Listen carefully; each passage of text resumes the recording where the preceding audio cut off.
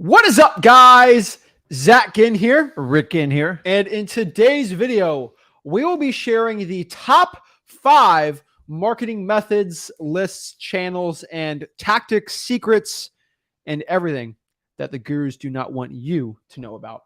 We're going to share it all today and really break down everything you need to know. And why, the biggest question is, why do the gurus not want to know about this? What's the secret that we're hiding, that they're hiding from you? And what do they not want you to do? As of today, y'all like to send me a lot of juicy tea about what the gurus have been up to. I got one today of another guy or gal that is coming up with a new method for wholesaling real estate, completely new method. And it's been something that you and me have been talking about for 2 years straight now. And I think everyone can guess what it is. But it's just another person. And, not very popular. People don't know it about too much. And I'm not going to give this person any more clout. But there's just, I got 10 DMs of that. Like, look at this guy. He's copying what you guys have been doing, saying about, blank, blank, blank. And I'm like, whatever. Right. It's just kind of funny. But like, as of even today, this is why we're making this video.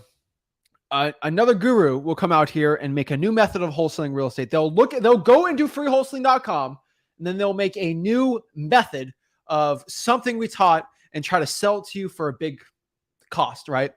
And it's absolutely crazy. It's ridiculous. I don't get it, but really, and a lot of these methods, people actually sell courses on. So that's another thing we're doing today. But really, that's what we're up to today. We're going to share exactly some of the methods gurus do not want you to know about, and for you to know about it. So the power goes to the people, not the gurus. Yeah. So it's everything we teach at freewholesaling.com is a culmination of my 20 plus experience, his 5+ years experience. And I believe we're the only ones on the internet that give our stuff away for free. Our only trade with you is your email. That's it. No credit card, no payment. Nothing like that. We do the one-on-ones. We do it absolutely for free. And I just find it funny.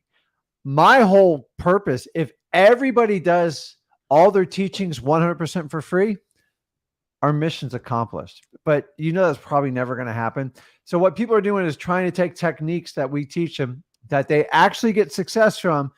And then somebody out there, the coach of the coaches, are telling you can sell a course on this. This is the way, guys. The internet's changed how we communicate, how we do everything. I hope people will follow suit with what I do, but always keep in mind, me and Zach were the first ones to go against the grain, to do the opposite what everybody else does. And you guys are the ultimate benefiter out there. So if you see our information being regurgitated and you're getting some sort of price tag with it, understand what's happening. Please don't fall for this stuff, guys. Wholesaling is very simple. Everything you need is right here. It's hard enough as it is. You do not need people distracting you. You could probably build about 45 courses within ours and sell $20,000 in courses, but we give the whole thing for free. $20,000 a day. Okay. We're talking about a day. So that's what we're talking about today. We're jacked up. We're ready to go. We're excited. But before I get into it, y'all know what to do. Y'all know the vibes. Make sure you guys hit that like button, subscribe, smash that like button, hit that subscribe button. Comment below your questions. We're going to do some one-on-ones today, and we're going to help you become the best wholesaler possible. But to stunt on a guru, you got to have the energy for it. And the only way to have the energy for it, have the DJ, right? You got to do it, man. Let's get it, guys. Woo!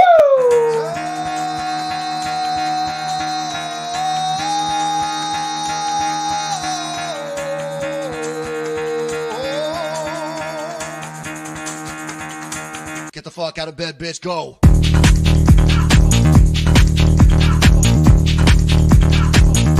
Get up, and they got go.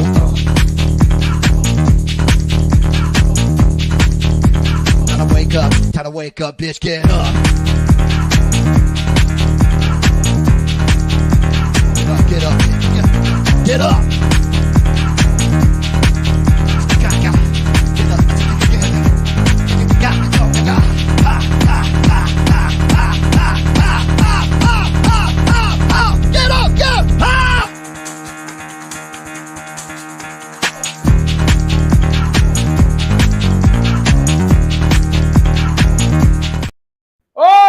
Snap. Let's break two. I wanted to hop on 2 things before I get into it. I want just to highlight some people.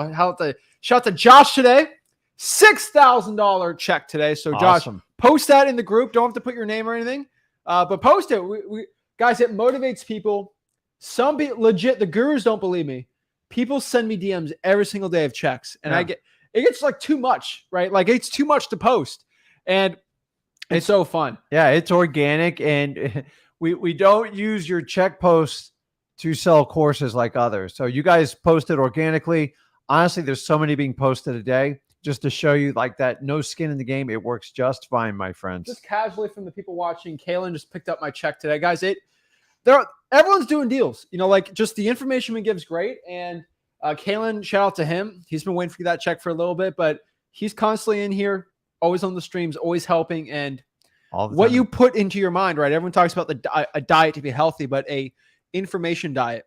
You listen to the gurus, not good for you. You listen to Zach, it's great for you. We're the best mix of both worlds. So we just want to tell you guys, keep it up, keep at hammering, and we can destroy these gurus and make you a lot of money. That's the point. So let's kind of get into it. Let's just really get straight into it, right?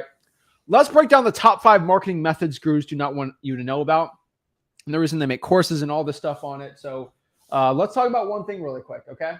And I want to give 2 stories with one comment I got, and then I'll break down another comment, okay? Let's talk about Alice really quick, okay? So Alice just gave me a comment here, and I promise you I'm not doing this to get off course. This is actually something that is connected. So Alice says, I can't wholesale in Utah.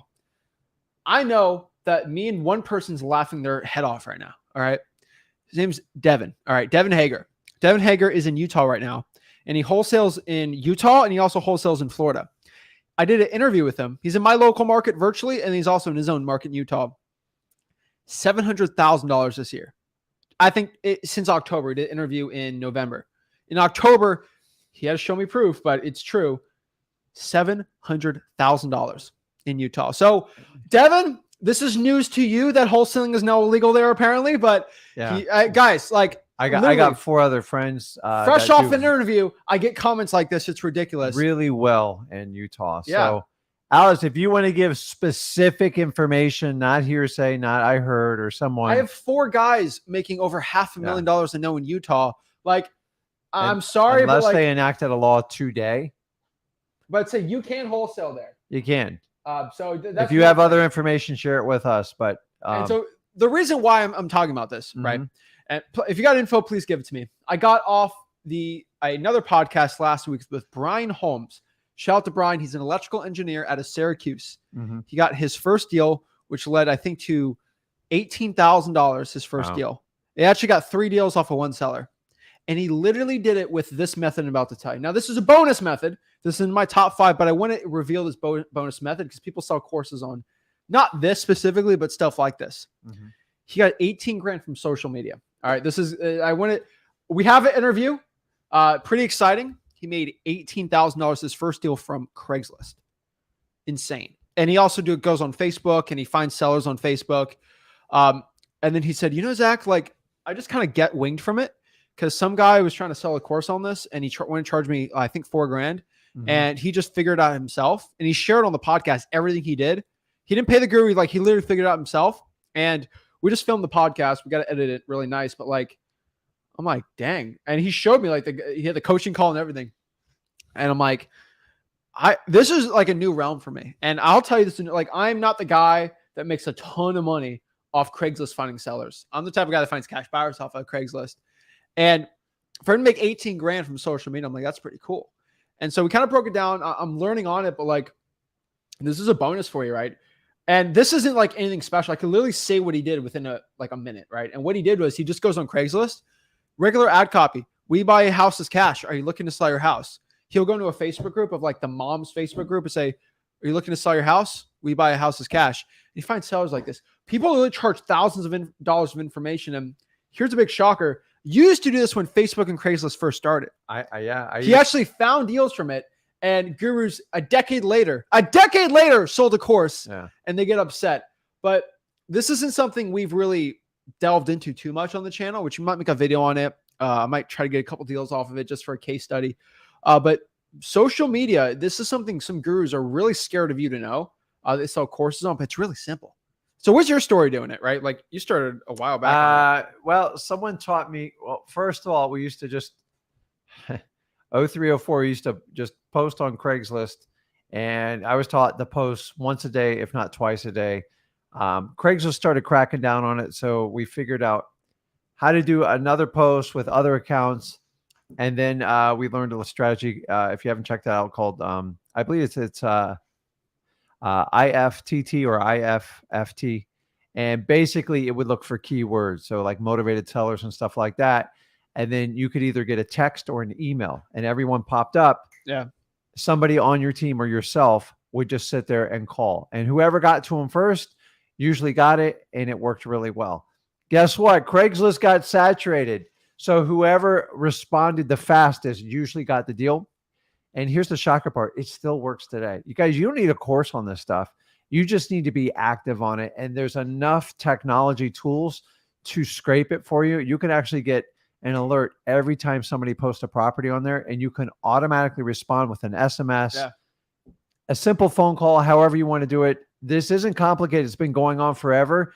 It's just Craigslist used to be kind of before the internet was like crazy popular, before social media, Craigslist was everything. Now you have everything under the sun, Facebook groups. And then you know, we teach the method of just taking that same strategy and going on social media groups where you have organic growth. So if like you're a dog lover and you're in a dog group and you've been established, meaning you didn't just open an account today and go, hey, if you're looking to sell your house, I can help you out. Make a few dog posts, get interactive in there, and then eventually let people know what you do. Yeah, because you taught me that like 2003, like from what you learned in 2003. And then I'm talking to these guys doing deals and they do that. It's just crazy, guys. Like Joseph Samuel says, Facebook groups, garage sales, got my last contract from that strategy. Like this isn't, I should probably make a course on it, but I've been threatened to be sued for stuff like this all the time. Yeah, but like what he has posted right there would be over $10,000 in course. This is what every guru offers on the internet right now. And I'm here to tell you guys, I'm not talking about doing Facebook ad strategies. That to me is like realtor stuff. I don't want any part of it. I'm not saying it doesn't work. It's a very hit and if miss. I made a course on Facebook ads, by the time I made that course, it would have been irrelevant information. It's obsolete. The information changes so fast with Facebook, and it's a huge maintenance issue. And the reality of why I don't like Facebook ads, this is my personal opinion. You guys can take what you want. People don't go on Facebook to sell their house. So it takes so long to nurture. So when I used to use Facebook ads for our real estate agency, it would take 12 to 18 months just to nurture for a listing, not a quick cash sale. So the problem is everybody with Facebook ads focuses on cost per lead. It's irrelevant. I don't care if it's $1. How many contracts do you get out of it? I've watched more investors waste $1,000 to $5,000 a month on Facebook ads, and it's perpetual. It goes on and on. I'm not saying they don't work, but for the most part, they don't work. They haven't worked in our business. I've watched 30 or 40 people put it together. Every now and then someone has some success with it. But if you had to run the numbers, there is much better strategies out there, in my opinion. I've said all the time, and this isn't paid social media. Like this is free, organic social media. Now, TikTok's probably not going to be good for it. YouTube, probably not, right?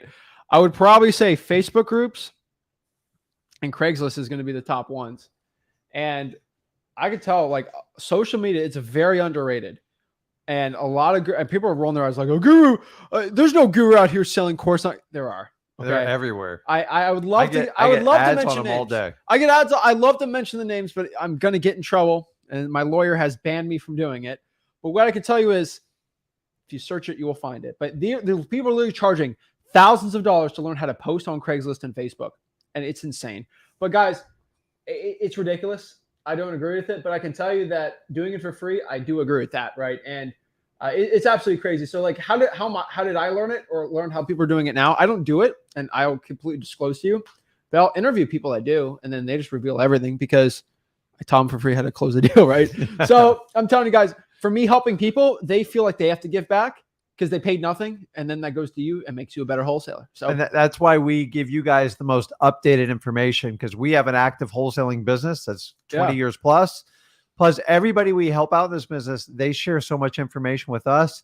And if we see something working, we'll try it out in our business and double confirm it, and then we'll share it with you. We just don't like shotgun stuff and go, hey, I tried this. Listen, Facebook ads can work for some people, but for the most part, you give me 100 investors and do it, probably less than 10 are going to have a successful journey on it. Yeah. I've tried it. I've spent a fortune. I spent a lot of time on it. It just, the ROI on it, in my opinion, is not there. And it takes so much time of your staff to nurture those leads.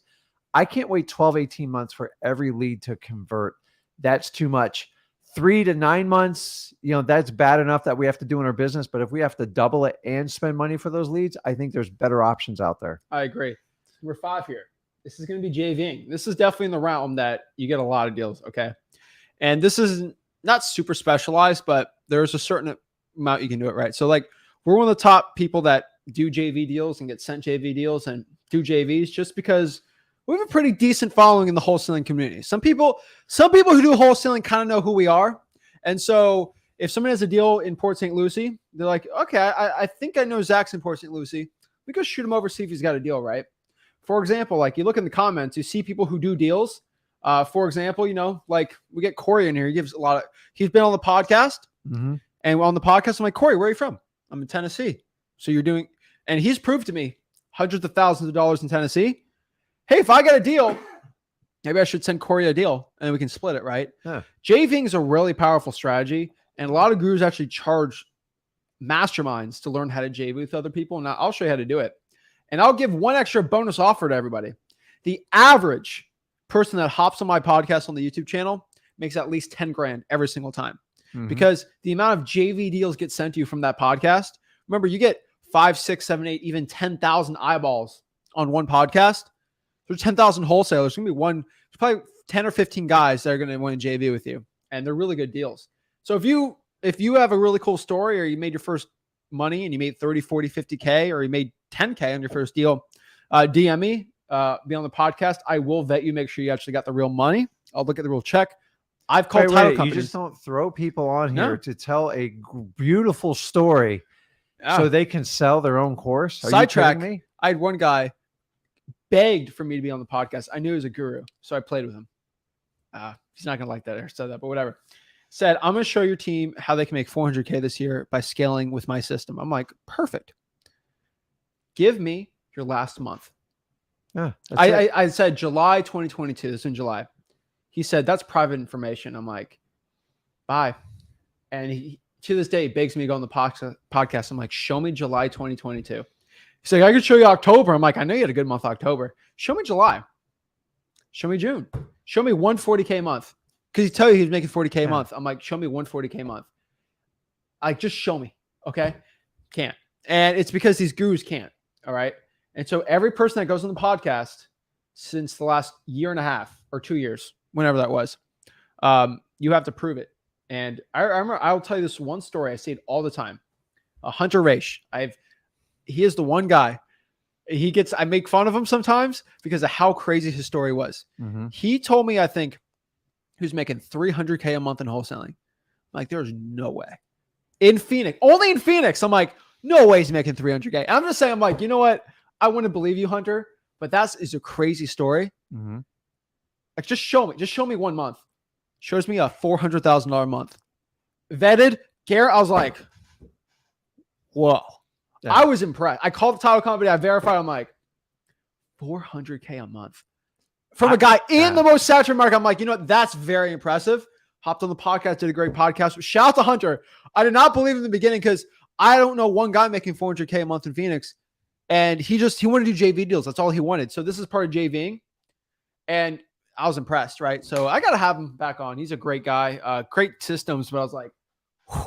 Yeah. And I'll tell you guys, there's a lot of stories. I vet people on the podcast and I don't let a lot of people on, but show me proof and you'll be on. But guys, we let people on that can actually help. But the problem is if you tell me, hey, I can teach your students how to make 300K a month. If you can't show me you did it, why would I put you on here? And then number two, what are you going to be selling? Because we're not here for self-promotion. We are the only people in the wholesaling space that vet the people that come on the show, because I think 95% of the stuff you hear is just fabricated. The past 2 years have been vetted. Not before that, yeah, not really, but yeah, no, just when it started. But the reality is, people glorify, magnify it. Why? So they can sell you something. And if people would there's no way to ask anybody questions on these things or do anything. So we don't want it to kind of come back and bite us. And why do you guys want to get information from people that aren't actually doing it? This is what drives us nuts with gurus. So many of them started out wholesaling and then they switched to do coaching because someone told them it's so much easier and it's much easier to flip students than properties. And like, I get it, but you guys got to start seeing through that and understand it. This is why we're not part of that network, because I don't scratch this guy or gal's back to scratch mine. We stand on our own 2 feet. Either you guys connect with us, we provide value to you, and in return, you tune into us, because I don't have anything to sell you. And by doing that, I can actually tell you the truth and tell you how this business really works and not worry about you charging back a credit card. And in return, I help out as many people as possible. And I don't trade all my time for money. I come on here because I want to. Yeah. So JVing's great. And this is finding somebody in your market that can't sell their deal and you have cash buyers. You do a 50-50 agreement. You're good to go. We got some videos on freewholesaling.com how to do this. Or maybe you have a deal locked up. You can't sell it. You bring to somebody that's got a good cash buyers list. My favorite part of JVing is when it's virtual, because in virtual wholesaling, if I've done this all the time, we're like, okay, I got a deal locked up in, let's say, New Hampshire. I can't find a cash buyer. I know a guy in New Hampshire that's destroying it. And I just split it 50-50, guarantee the deal gets done with the best cash buyer. It works really well. I love JVing deals. Make sure you have the right guy. It's not going to try to screw you, but it's good. Number 4 here is SMS text blasting. I've seen a lot of SMS master, event course thingies out there lately. And SMS text blasting is really simple. And a lot of people really complicate it. And I honestly, like, from the bottom of my heart, I love cold calling. And I can sort of see why someone would make a course on cold calling, because it's sales. It can get complicated, right? Like, okay, I kind of get it. I don't agree with it, but I kind of get it. SMS text blasting makes zero sense to me, because you literally just have to find someone interested and you call them. Like, what's the like? What it's like the drawing for? It's like someone doing a drawing for dollars course. Like, you're really gonna do a drawing for dollars course? That one I've never like. Is this house ugly? Is it nice? I'm like, it's not pro, but like, dude, you get like that's been around forever. And if you guys need to pay me X amount of dollars to teach you how to drive around in your car to find ugly houses, oh my God, it's unlimited what people can sell you. So stop buying all the fluff stuff and find the stuff that's actually going to lead you to motivated sellers. But I don't know if there were a few courses out there in driving for dollars. I can't wrap my head around it. But there's multiple. So SMS text blasting, it's like, guys, SMS text blasting is an amazing marketing method, right? And I kind of did the full mini course on Tuesday on it. And really, it's just in piquing someone's interest on, hey, who is this? Are you looking to sell your house? And you can hit them with the double whammy script. It works really well. And honestly, I could sell a crazy course on the double whammy script I do. Just literally go on my live stream I did on Tuesday. It's actually, we've been updating freewholesaling.com slowly but surely. I think a module a day we've been working on, because it's a lot, right? To get it all coded in there, make sure the thing's in the right spot, perfecting it. But we actually just put Tuesday's video in 4K, super perfect, edited perfectly into freewholesaling.com. We're doing that for every video, slowly but surely. We're always updating it, making sure it's the best, because it's not an old course. It's literally a new course every single time. So, but what I can tell you is SMS text blasting. Go through the little mini course at freewholesaling.com. It's a full-blown course, honestly. It's absolutely amazing. The scripts, everything, how to do it, services, skip tracing, how to do it for free. It's all in there. I absolutely love SMS text blasting. Now, number 3 here is, honestly, why we love direct mail. It's our number 1 marketing lead generation source, because for us, when you're scaling up a business and once you start getting the 7 figures every year, sometimes the ROI is not the number 1 thing. It's about the time ROI. And our economies of scale show if we can put postcards out, we make a lot of money on it. So we love direct mail. And every guru under the sun, to learn direct mail before 2 years ago, you had to buy a $5,000 course. I mean, and it was so expensive that you actually made sense to do it. Because if you did one bad direct mail batching, you're out $3-4 grand, and it's not good, right? And that is why we made mailingmastery.com, and it's in freewholesaling.com. It's actually a direct mail module will bring you into. We literally made a separate course. That's how much we love direct mail, and we think how important it is. Just go to mailingmastery.com. Put it on the bottom here. It's the best. Yeah. So let you know a little dirty secret. most established wholesalers that are in this business like years plus and they're highly profitable, for them to scale their business, most of them depend heavily on direct mail. It's just the truth. Yeah. I don't recommend starting out that way. There's easier ways to get started to learn this business actually for free. But once you get some money and get some deals in there, you can leverage direct mail. A lot of people go, "Oh my God, it's so expensive." Dude, it's not. I'm just here to tell you, like direct mail, sometimes people don't always compare it. If you run a full-blown cold calling campaign with 5 outsourced employees, list polling and everything, you'd be surprised. Direct mail might actually be cheaper. And here's the difference. The direct mail, technically one person can run it. There's no way you can run one person on the same type of cold calling. And so it's a time efficiency and it gets predictable. It's slower. It takes a little bit more time and it's more upfront cost, but we always look at our return. So if I told you, if you invested $2,000 into something and I could turn it into 15,000, you would do it overnight. But most people can't get past the 2,000. So I teach an entire course, 20 years plus. I believe it's the most thorough direct mail course on the market today. And here's a really cool thing. Biggest one. It's the biggest one. Hands down. It's free. And I'm telling you, the amount of money I've made off direct mail, and I still do it to this day. And I tell you what I'm doing as of yesterday in the course. So you can follow what me and Zach do step by step. Once you get a few deals in there and you want to utilize direct mail, guys, I'm telling you, man, it works. If you think all these gurus magically get hundreds of leads without doing direct mail, you're kidding yourself. They don't do that. So any good wholesaler has an element of direct mail mixed in their business. And I'm here to tell you, it is a predominant part of them because it is a scaling efficiency that you just can't beat with any other method in my opinion. Here's the problem. A lot of people can't make money off of direct mail. And so they don't like it, right? A lot of gurus, they do this little thing. It's like, all right, here's my little webinar video, Facebook ad. Do you want to know how to make 100K this month with no cold calling, no SMS text blasting? I'm going to show you exactly how to do it.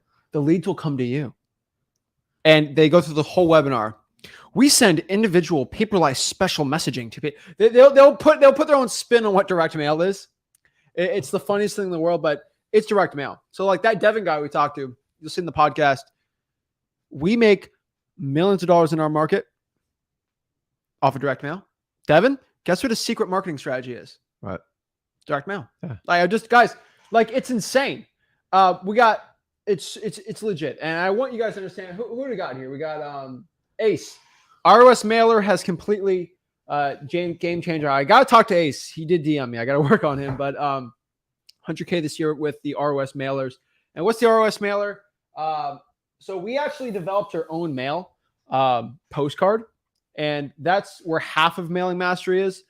So basically what I'll tell you about direct mail is, it's kind of funny to say, but the average postcard in direct mail will probably yield you a 0.5% response rate.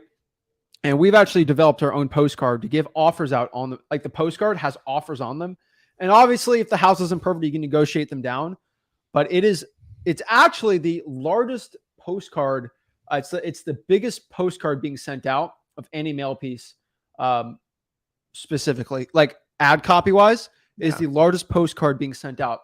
I think because of the influence and people are doing results from it, but most people that use that postcard once, they use it and they never use another one. Because and it was 2 years I took to develop. I spent over 60 grand. And here's the deal, guys. I don't sell it. Like I went to my printer. I said, listen, if you can give the same level of service that you give me and Zach, if you can give to everyone I send your way, just take care of them. We could have charged, I think, 8 cents more per mailer just for that one. And I'm like, no, make it as cheap as regular mail because I want people to use it. And all the gurus came to me and like, listen, Rick, we could really, really leverage your postcard. I said, I think I'm just going to give it away for free. It's at cost for us, basically. Yeah. Yeah. And we don't add any extra thing on there. The amount of emails I got and texts, and I'm just like, I don't care because I want long-term success. Yeah. And honestly, I only share it with people that are associated with me and Zach. I think it's only 2 cents more than a regular postcard because we have to pay an algorithm API. So I think it's off of not Zillow, but it's one of those companies. We have to pay them like 2 cents per record to create the offer, just because we can't do every single one. but literally it's only 2 cents more than the average postcard because guess why? Because it's at cost basically. Yeah. So it's flexible, it's unique, and the really cool thing is it makes sellers call you because of I'm not going to give it away here. Just check just it go out. to mailingmaster.com. Mailing Master, I'm telling you guys, it works well. So you don't have to start out with direct mail. Honestly, I didn't even start with direct mail. I worked it in pretty quick, but I got deals off JVing, working with realtors, door knocking. And I want you guys to learn the same way because I probably would have never made it doing direct mail from day one. And I'm here to tell you, you guys got to learn how to have conversations and talk to people because once you start closing deals and stuff, then I tell you, go, hey, turn on direct mail. You're going to be blown away with the amount of extra overflow. And you guys are going to find out I don't have to work as hard. It doesn't mean you work less. Yeah. It just means you can focus your effort now on negotiating and working with motivated sellers and harvesting more profits as opposed to like, can I just get this person to sign the contract? Because your first few contracts, that's how it is. And if you start out with direct mail, it's hard. And a lot of gurus will say, listen, you need to spend $3,000 to $5,000 every month in marketing. That's a cop-out. That is not the truth. I didn't start out that way. And they do it because it makes it easier for the guru. Because if you discover gold by spending $3,000 or $5,000 on a direct mail campaign, you probably still won't be able to close it because you don't have the experience. And then you're going to rely on your mentor to figure it out. And the reality is then you paid your mentor $5,000 or $10,000 and you flipped your first $10,000 deal, you're still in the hole. And I'm going to be honest with you, if you need to get deals under your belt before you start direct mail, because once you start spending that kind of money, there's a little bit more pressure to close the deals. And I don't want you guys hammered with that in your first 30 days of wholesaling. Yeah, and I'll tell you, I would say about 1% of everyone watching this should do direct mail. And so 99% of everybody listening to me should not do what I just said. And what I mean by that, direct mail is a strategy a little more advanced. So we talk about a lot of people. Most of the people we need to help out need to go from 0 to 100K. Once you're at 100K, that's when you start the VA. That's when you start the mailing. That's when you do that. So for the people that are stuck at like 100, 200K a month, and most were like, oh my God, I can get to that point. Then you start to do direct mail and you can start scaling up more without working as much. But it does cost money. And so that's why I say, literally, we give you a $4,000 course for free. Use that money on the direct mail and get the ROI from there. There's no ROI from the guru. There's ROI from your marketing. And we always say this. We're the free guys for wholesaling. We give the info for free. But I don't think you should pay zero in marketing. And I've always said that. Like you should put money into wholesaling. But you should not put the money in the guru because if you spend $5,000 on a course, you're out $5,000 and now you have to market for free and the information's not worth it. And then the guru says, I can't believe you don't have any money for marketing. I'm like, dude, you just took it. Yeah. So you just took it. Your sales guy took it. And so we're in the belief that if you get the info that is the same as the guru, it's like paying $5,000, but getting the $5,000 back and then putting that into marketing. That, our opinion, that's going to yield you the best results. So that's our little spiel on direct mail. And I just wanted, we talked a little more about that because we really think that most people shouldn't get direct mail as a beginner. But I'm telling you, if you're getting some deals, this is definitely something you should add in on there. So next one here is going to be number 2. I think people will start guessing what we're talking about, but reverse rank for dollars. This is literally the method of having a sticky note and slapping them on houses. That is it. So we talked about direct mail. We got you all hyped up about direct mail. And now you're getting upset at me like, Zach, you just got me excited about direct mail, but I can't afford $3,000 a month in direct mail. What do I do? I had that same question. Like, direct mail is hands down the best marketing method, in my opinion. When it really, like for us, for my real estate wholesaling market, virtual and direct mail is the best one. I like cold calling. It's the best for everyone. But for me personally, direct mail is the best one. So I start thinking about this. Okay. It costs $3,000-$4,000 to really get stuff ramping up for it. I'm like, shoot. Why do I like direct mail so much? Pretty easy. The leads come to you. You don't have to work so hard. I don't have to spend 5 hours a day marketing out, right? I just click a button or I do something and then boom, the leads come into me. Mm-hmm. The conversation's so much. You're not on the offensive. The leads are coming to you. Oh, it's so much less stress because to market to 2,000 sellers, that might take me a week of cold calling. 2,000 direct mail pieces, click a button and probably 4 hours of conversations. I literally I go from 40 hours of marketing to like 3. Direct mail is the best, but here's the cost of it. You save a lot of time, but it costs money. And so what is the best compromise? Like, how can I make this work? Reverse drawing for dollars. Mind blowing, right? Yeah, because it works. what is direct mail? It is a piece of paper with a message written on it. At the end of the day, that's what direct mail is really. The stamp, right? And what do most postcards say? Hey, I'm looking to buy houses, blah, blah, blah, blah, blah. I'm like, okay, you know what? Why don't we take direct mail in its simplest form and make it practically free for the average consumer, and they can get the benefits of direct mail without any of the costs. They get the time benefit without the actual like money of direct mail. This is when reverse drawing for dollars came into a thing. And this is when you have a sticky note, treat it like a postcard, and you can write whatever you want on it. But what we found works best is something that intrigues interest. The average direct mail piece, our ROS about 2%. The average person, I think, is 0.5%. The reverse drawing for dollars sticky note method will get you 30 to 40% response rate. That is 20 to 40 times X more, not triple, not quadruple times 10. Yeah. Okay. Responses back. And what basically says is like something like, hey, this is Zach. I had a quick question about your property. Please give me a call back. They call you. Hey, this is Zach. I was in the neighborhood and my partner was looking to buy some properties in the area. And we were kind of seeing if anyone's looking to sell their property for cash. That is basically it. I can tell you guys straight up right now in wholesaling real estate that reverse drawing for dollars is the best method. And why is it called reverse drawing for dollars? Because everyone is drawing for dollars. You get in your car, look for ugly looking houses, right? See an ugly house, you write it down, you call them. That's cold calling, right? Guess what? Put a sticky note.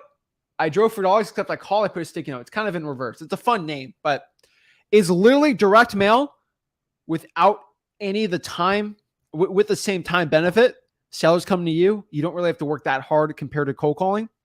And you get literally zero cost basically on it. What is it? Half a penny so it's insane. Just call it door mail. Yeah. So I tell you that reverse drawing for dollars, absolutely. Don't put it in someone's mailbox. That's theoretically illegal. So I would never, ever tell you to do that. Don't do that. Front door. And quick tip. If you're going on if someone's car's there, I always just open the little thing and just put the thing in there. Go. And what? The windshield. The windshield wipers. Oh, okay. Put it in the windshield wiper. Someone gets in the car, they're going to see that thing. Yeah. The door's the best one. And then obviously put a rock on top of it. You know why we really came up with that method too? We kept getting on our properties that we're flipping these. It's insane. But yeah, doormail is going to be a new guru buzzword. But what I can tell you is these lawn guys used to do that. They used to have a baggie where they put a rock and their business card in. Stays there. And it was actually really interesting. I think they put the rock in so the kid could chuck it from like the sidewalk, so they didn't have to go. They would find houses with tall grass. Yeah. And hopefully get a $50 cut. This is a $50,000 cut you can get. And so I kind of saw that. I kind of saw a thing that we literally invented reverse drawing for dollars. Somebody did it before us, but on a mass scale teaching it. And it's insane. But guys, reverse drawing for dollars, every guru and their mom they're working diligently right now, trying to create a course on how can I sell this? And this is what they're going to do. Let me get in my guru mode. Let me go. Okay, I'm in guru mode right now. That's what they're going to do. You're going to see a video. I want everyone to understand before this YouTube channel, probably before this YouTube video. Do you want to know a method that is literally absolutely for free, like direct mail, but it costs you literally no money and you don't have to cold call anymore and struggle? Oh my God, it's sexy. Do the shark method. Yeah. Okay, we're going to do the shark method, the great white shark method. And for a quick webinar you can hop on, I'll show you how to change your life with the shark method. And then people, oh my gosh, sticky notes. Here's $3,000. I'm telling you guys, I have to get into guru mode and get out of guru mode. Right? I got to get in and out of guru mode. But you guys are going to get these videos all the time, and they're only going to get worse. Reverse drawing for dollars. These gurus they desperately want to take our info and sell it to you guys. And when I give it for free, it's insane. Drives me crazy. But I can tell you that reverse drawing for dollars is a game changer. And I tell everyone to do it. It's insane. And number one, you already know what's number one. For most people, cold calling is going to be the best one out here. All right. And why does cold calling beat reverse drawing for dollars? One thing and one thing only. If I'm stuck anywhere in the world, cold calling will be the best method. If you have an internet connection, you can cold call. It's the most practical by far. So shout out to all of our subscribers outside the United States. We have a huge presence around the world. We got a lot in Asia. We got a huge amount in Europe. And actually, if you look at our statistics outside of Canada and Mexico, shout out to Canada and Mexico, outside of those, the largest country is actually Nigeria. Pretty cool. And it's kind of funny, right? And I'm saying this in the sweetest way I possibly can. So there's two reasons why Nigerians are actually doing really well in wholesaling real estate. No, there's two big reasons. Okay. So I read a book recently about how, do you know what immigrant group, from what country, the child of immigrants has the highest SAT scores? No Nigeria. idea. Nigerian kids who were born in Nigeria or come from Nigeria have the highest SAT scores. They're, I think, the smartest, highest IQ of any group, not highest IQ, but highest SAT scores of any immigrant group coming in. Absolutely insane. So they are one of the smartest people in the entire world. And they start getting into wholesaling real estate. It's bad news, right? Crazy. First of all, they make that, they're the best UFC fighters, hands down. People from Nigeria are athletically gifted, but they're also one of the smartest people. And so they get a hold of wholesaling, they go insane. Yep. And so that's number one. And number two is they have a big hustle culture, and they have a bad stereotype of being like the prince from Nigeria, give me money. And they're very smart, so they knew how to get money from it. And now wholesaling real estate is a legitimate way to do it. Oh my gosh, it's insane. So our largest one outside of North America is Nigeria. It's insane, but word's getting out, and I'm getting a lot of people sending me deals from it. It's really cool. But I could tell, and they speak English. And so it's like insane. So I can tell you is people from there, Slovenia, we're getting a lot of people from Slovenia doing deals. Shout out to Jonas in Sweden. He's the only guy in Sweden I know out there, but a lot of people from the entire world are virtually wholesaling. They can't reverse drive for dollars, but guess what? They can cold call. And I tell you, these men and women out here, they cold call their butts off. We had one guy, 50 grand on a probate deal from Trinidad and Tobago. Okay. Everywhere around the country, they're all cold calling probate lists, and they're cold calling different lists, and they're making a ton of money. So virtual wholesaling has gotten virtual. It's gotten international. And real estate wholesaling is an international thing now. And cold calling is hands down going to be the one thing that's going to equalize everybody, right? Mm-hmm. We're talking from a guy from Tanzania. The average salary, I think, is 10 grand a year. This one guy, I think he made 20 grand. He made double the average salary in one wholesaling deal, right? And so I feel like if we bring wholesaling on a virtual scale around the world, it's going to change lives. But what is this one medium that helped anyone anywhere with internet connection? Cold calling, right? And I can tell you guys, if you're international right now, we got a lot of international audience out here, it's insane, right? And so we got everyone in the comments, everyone from around the world here hopping on here. But I can tell you guys that it doesn't matter where you're from, who you are, what language you speak. You probably need to learn English, but like you can have an accent and still do very well. A lot of people with accents do very well. And really in cold calling, we have a lot of people with accents from the Philippines cold calling for us. That doesn't matter, right? Nope. And so I can tell you guys right now, in wholesaling real estate, the number one equalizer for marketing is going to be cold calling, because it doesn't matter how you speak, what you look like, anything like that. It is all about cold calling. And that's what I tell you, because you get better at actually talking to sellers through cold calling. It's training and it's marketing at the same time. That's why I love it. And that's why it's the number one top strategy for everyone out here. And I don't sympathize, okay, for people that sell cold calling courses, but like I see why, because it's so powerful. Sure, I see why they're selling a course, because do it the right way, but we give it out for free. So I'd rather you go with us. But guys, cold calling is hands down the best one. And I hate it, but I hate to say it, but these gurus are shook with it, and it's funny. So let's see here. What we're going to talk about next too here are lists. And so we kind of talked about some marketing methods. I want to give a quick bonus section on lists and how they work. So we're gonna break down the list here. But guys, I can tell you, I talk about cold calling forever. Mm-hmm. But what cold calling is a rod, right? It is a little the rod. It's a good rod. But here's the thing: how good is a rod without a good bait? Terrible, right? If I put a worm on a hook and try to throw that and try to catch a shark, how is that going to do well? Ain't going to do. It's not a good bait for it, right? Maybe No. for a bass. A lot of people teach wholesaling by throwing out Yeah. a big treble hook and trying to snag people.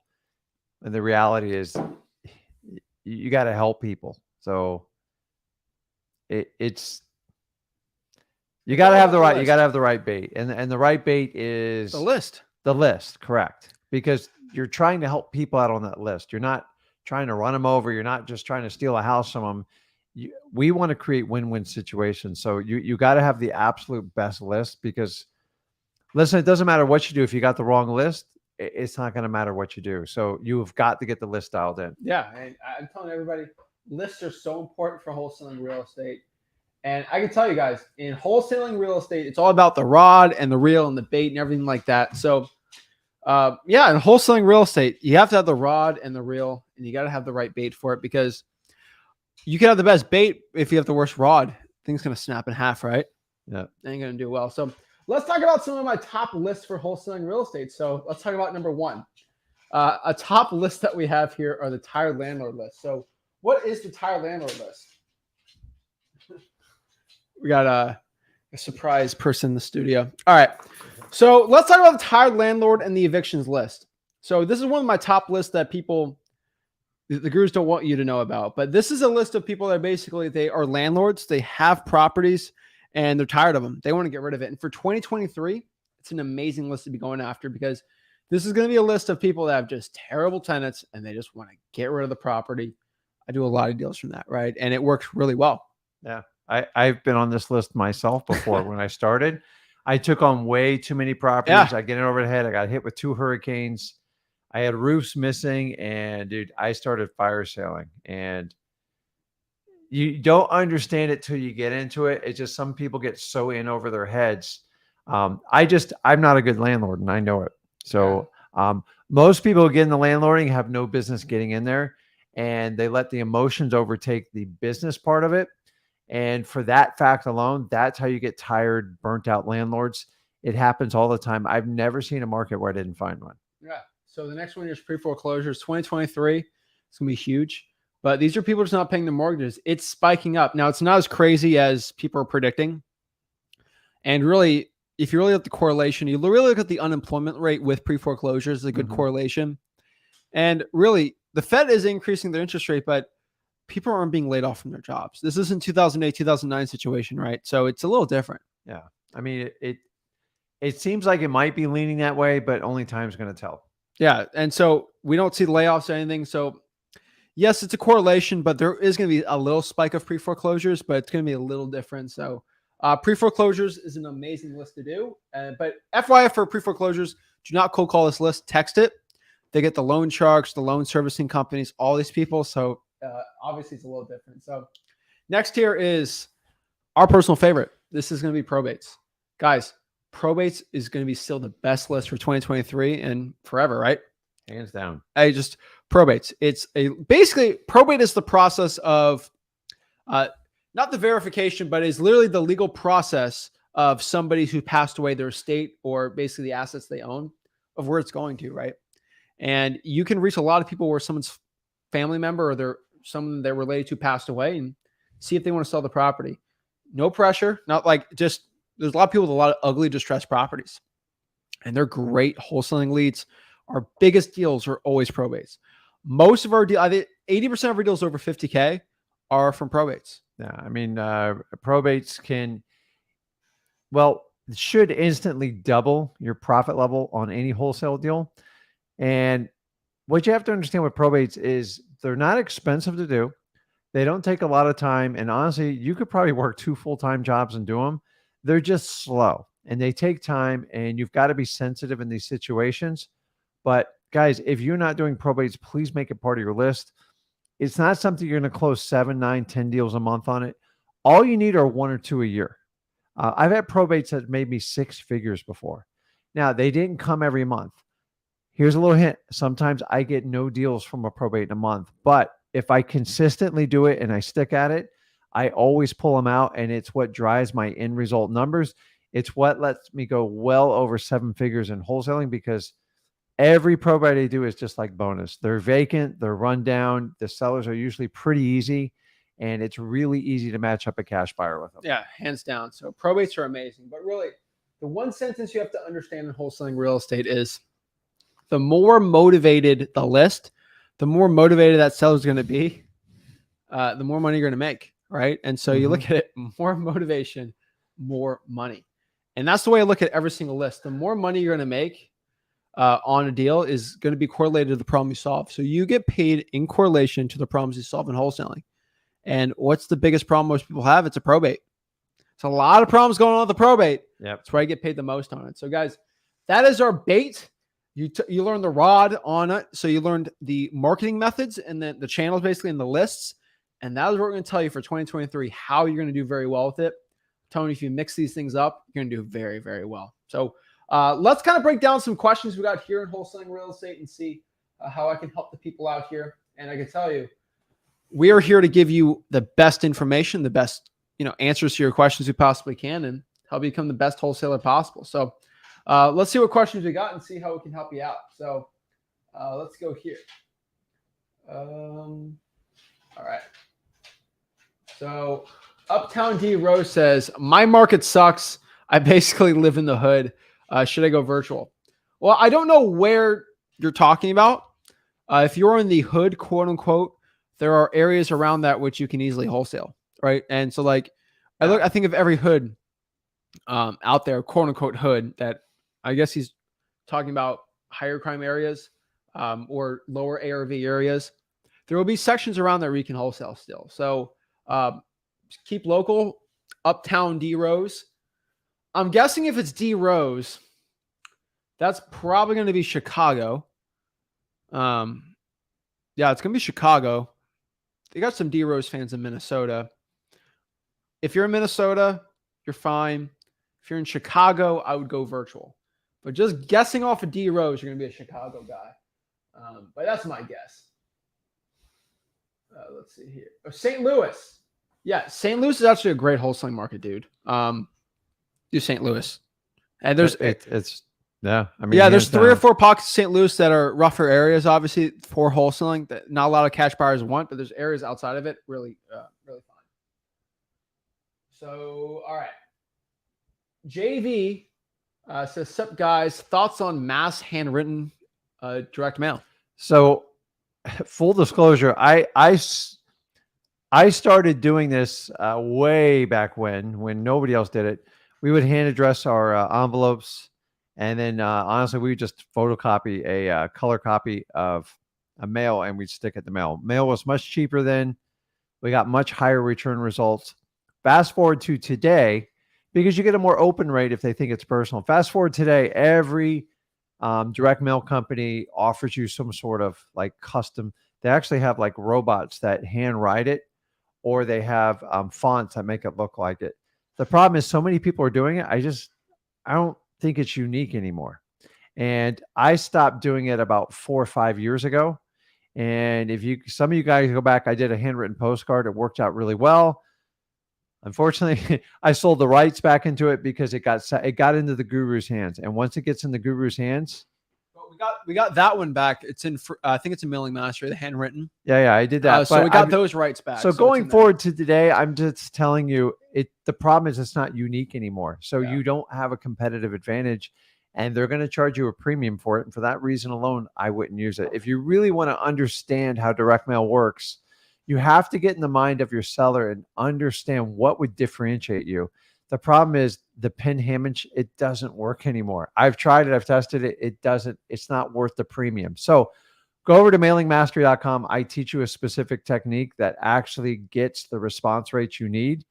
The problem is you're about 10 years too late on the handwritten mail. And then if you're going to do it in a letter, it's so cost prohibitive. It's like $1.55 per piece. You're going to go broke doing those types of mailing. So I would stick to postcards, stick to unique postcards. Check out mailingmastery.com. I show you how to solve it 100% for free. I'm not going to ask for a dime from you. I agree. Nick says, are quick claim deeds a red flag for virtual? Yes, they are. You do not want to deal with a quick claim deed for virtual wholesaling, or even in person, because a quick claim deed does not give good title, and your cash buyer is not going to want that. It could be a problem. The seller might not even having clean title, which is not a good legit. Guys, we do everything above board in real estate, and so we do not want to be dealing with that. So, Nick, when you have this, remember your job is to locate motivated sellers, put them under contract, and sell them to cash buyers. Your job is not to clear title. So if they're telling you, hey, Nick, I quick claim the property, is that a problem? Get the details for it, put it under contract, and give it to your title company. Yeah. Because you don't know. I don't want you to figure out how to write title, how to figure out if title's clean. Most quick claims need additional work. They need to get an affidavit. They need to get something notarized.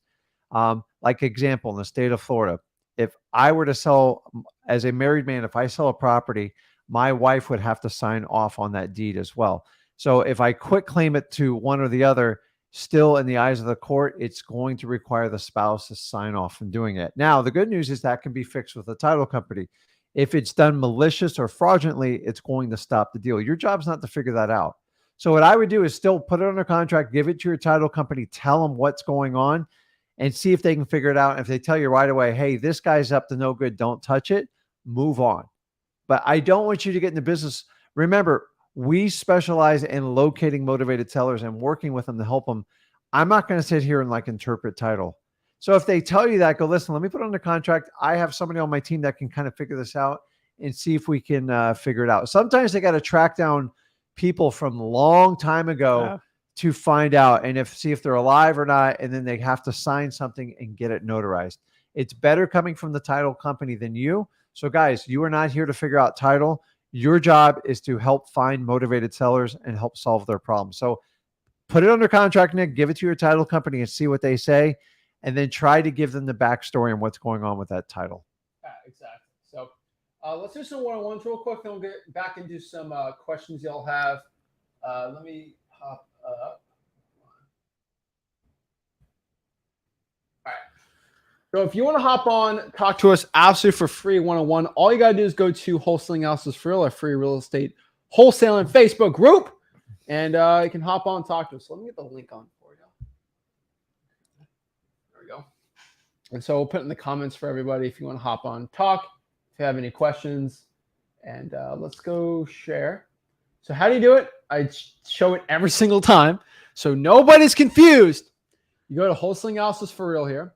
Featured, Zach Gins right here. You click it, click the StreamYard link, and you'll be hopped on to talk to us. Absolutely. How many members in that?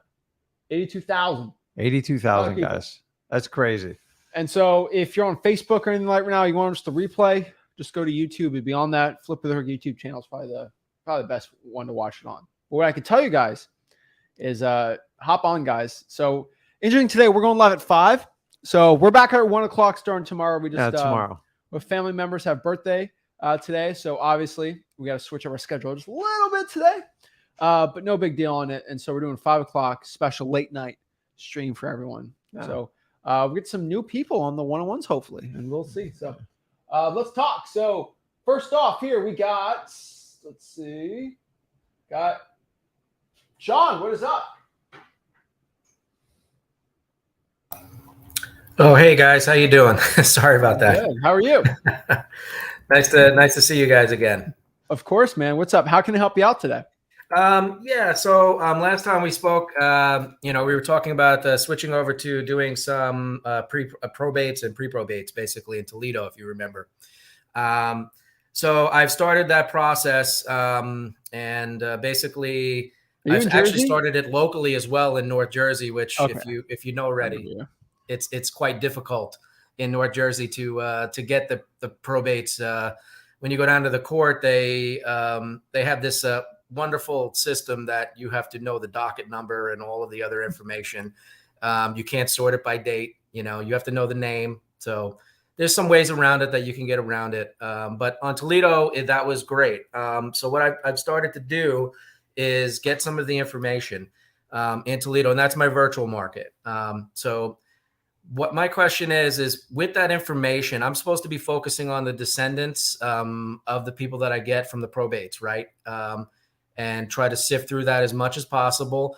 Should I be cold calling these people, do you think? I mean, I'm texting Toledo. Should I be focusing on cold calling the descendants? It might be a little bit better. Cold calling's gonna be the best for probates, hands down. Okay. Okay. All right. So that's what I'm trying to do right now is get all the information together, because these things are, you look at obituaries. The only way I can do things here is I have to get the information beforehand and then go down. And then when the people start to get into the system, I got to check names. It's a real headache. Some places like you were showing in Florida are pretty easy as far as getting information where you guys are. So some were difficult. I had to work months to get that info. It's not as easy. Listen, we've had some serious challenges. So it's what drives me crazy is we have over 3,500 counties in this country, and it's just nothing's the same. I'll go 10 miles over in one county, and I might as well go to North Dakota, because it's completely different. Okay. The laws are the same, but how their policies and procedures. And for that fact, it's very hard to scale probates on a national thing. That's the good news. So if you can dial in your local market, which ones you want to do. Mm-hmm. So we used to do up to 7 counties at one point. It required so much staff and so much energy. It was driving us nuts. So we picked the most prolific counties and we got the most deals. This is after 2 years of data, and we dialed in it. It just takes some time, but you got to look at your tolerance level. It's a pain in the butt. Don't get me wrong, but there is always a level of difficulty in anything that's hard to do in life. Yeah. And you got to, I'm not asking people to climb through landmines or climb a 400-foot wall. You got to just be persistent. Right. And some counties I'll be honest, some just aren't worth it. They make it so difficult. I can't spend 4 hours getting one list sitting there in person, which we've done before. Yeah. And I want the competitive advantage, but I can't drive myself nuts doing it. So in the beginning, when I first started on this mission of probates, I did it myself. My wife helped me. I brought in another employee, and we just some were easy and some were hard. And you'll have to make that determination which one we do. Some we had to pay for some lists. Some we got online. Some we'd go to the court. We were going to the courthouse twice a week because we were having such good success with it. The only difference I can tell you is find the ones that aren't going to drive you insane, meaning make you quit doing it, and then just be as consistent as possible.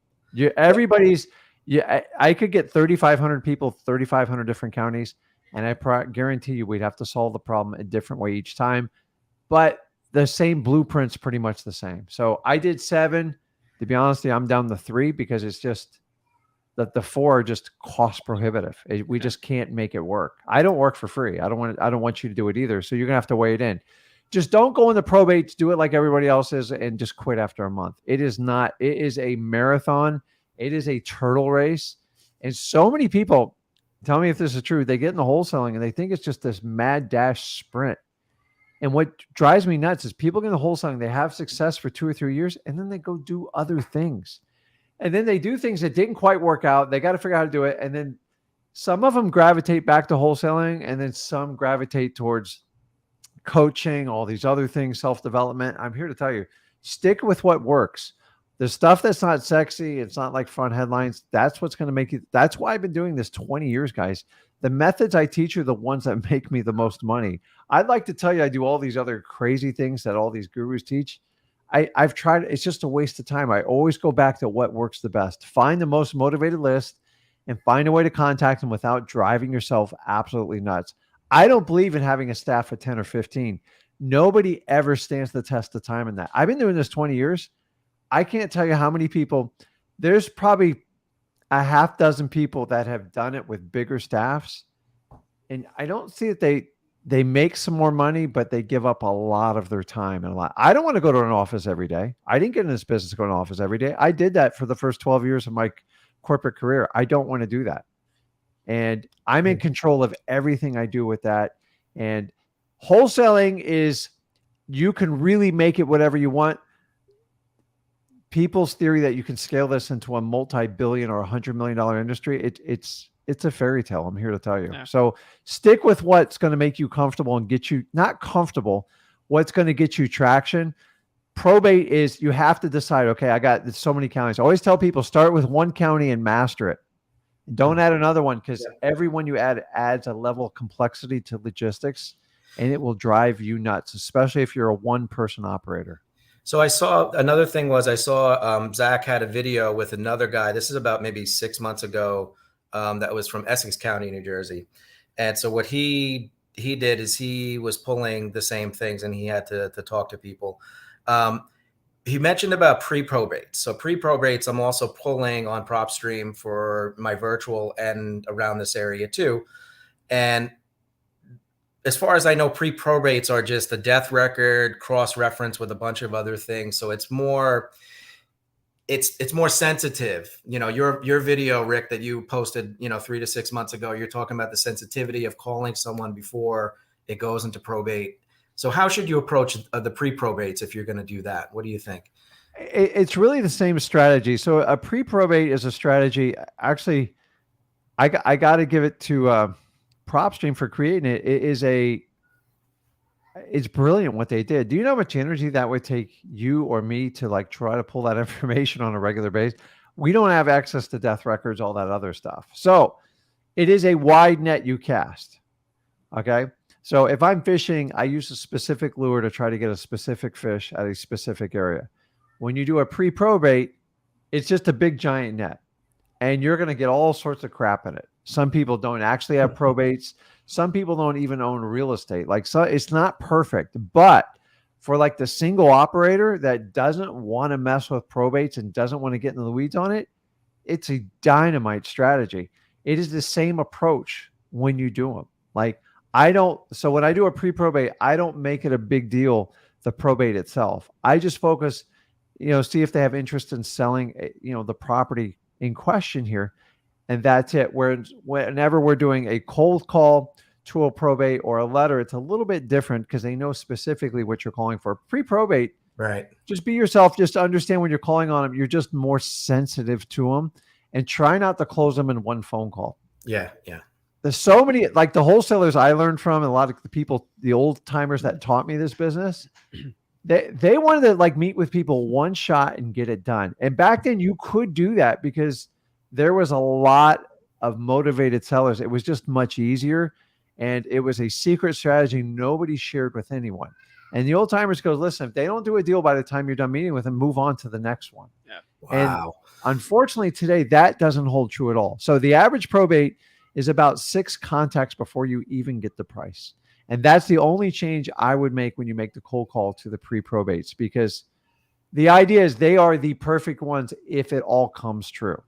So the fact that there's a death certificate and there's a property record doesn't always make it perfect, but where there's smoke, there's usually fire. Now, here's the really good news. You don't have to do those every month, to a point, because I find them sometimes overlapping. So it's not going to be nearly as perfect as probates that you're going to pull at the county level. So we've gotten deals off it. It's a wide net. And I want you to understand this. Here's another key factor is pre-probates. You understand not every property goes through probate.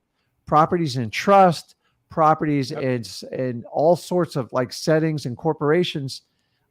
Did you know a lot of married, like in the state of Florida, if you own, I'm not going to get the legalities of title, I'm not a lawyer, but if you own in joint tenantship and one dies and the other one's still surviving, the surviving one can basically file for what they call a homestead exemption.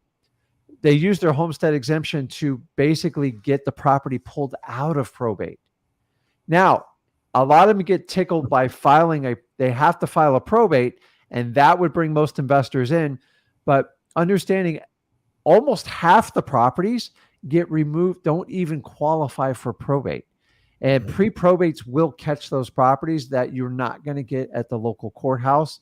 And so that has value once you identify that. That's why I was so excited when they came out with this pre-probate filter, because it saved me. Guys, for me to pull every property with a death record and a property record, it's thousands of dollars. And now it's all included in your membership for your 10,000 motivated seller leads a month.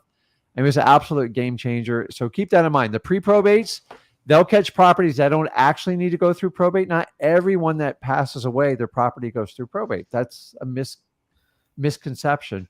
And number two, it's just a really wide net. And for efficiency, some people go, listen, I'm just going to do the pre-probate because I don't have time to do that. Maybe I got a full-time job. Maybe I just don't have the patience to go down to the courthouse to do it. And that's fine.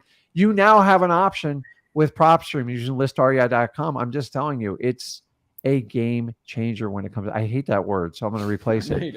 But it's like you've got to understand, the guy who started this, I had to spend thousands and thousands of dollars on ListSource almost on a monthly basis to get access for what we get today for like $100. It's insanity. Yeah. 15, 25 cents a lead. And Skip Trace, when I first started Skip Trace, it was $1.50 per number.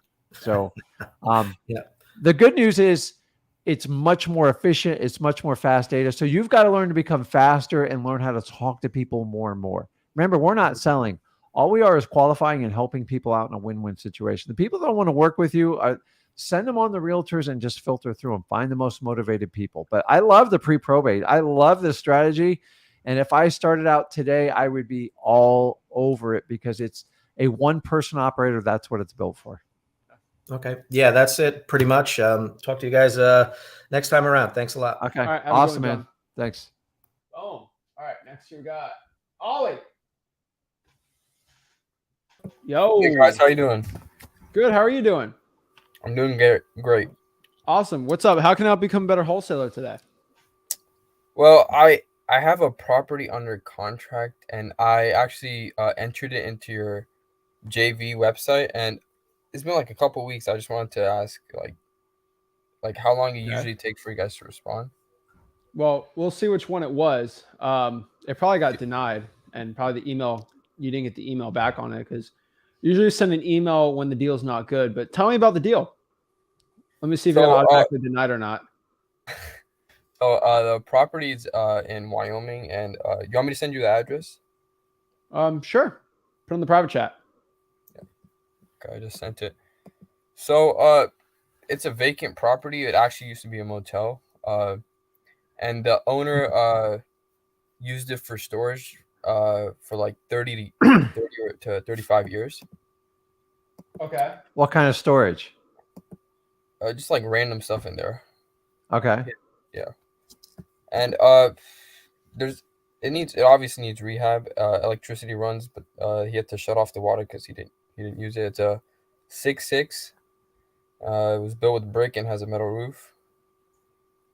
All right, Ollie, let me ask you one question. Two questions. Do you know what the smallest state in the entire United States is by population? Is it Wyoming? It's Wyoming. And you are in one of the smallest this property is in one of the smallest counties in one of the smallest states. This county has a population of 6,745. So do you live in Weston County, Wyoming? No, I'm in California. Okay. So do you know my rule is for virtual wholesaling? What? The average ARV has to be below 300,000 median home price, and the city or county population has to be over 50 to 100 grand, 100,000 people. This does not meet the one criteria. It's going to be a nightmare to sell. I can't sell this deal because there's just not a lot of people living in it. Okay. You just don't have enough customers. And so it probably didn't even get through to the underwriting team because they saw the place and we have an API on it, sends an automatic email. You probably didn't get it, but that's why. So it's just too small. But it's not even worth our time to find a cash buyer because the amount of calls we have to make to find one, just way too much. There's nobody in my network right now in that part of Wyoming.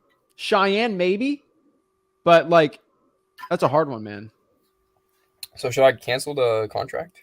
What do you got it under contract for? Like, have you actually? Hold on. Have you tried to find cash buyers for this? Yeah. How's that fared for you? Every time I tell them it's the county name, they just said no. Yeah. So you already have the answer. So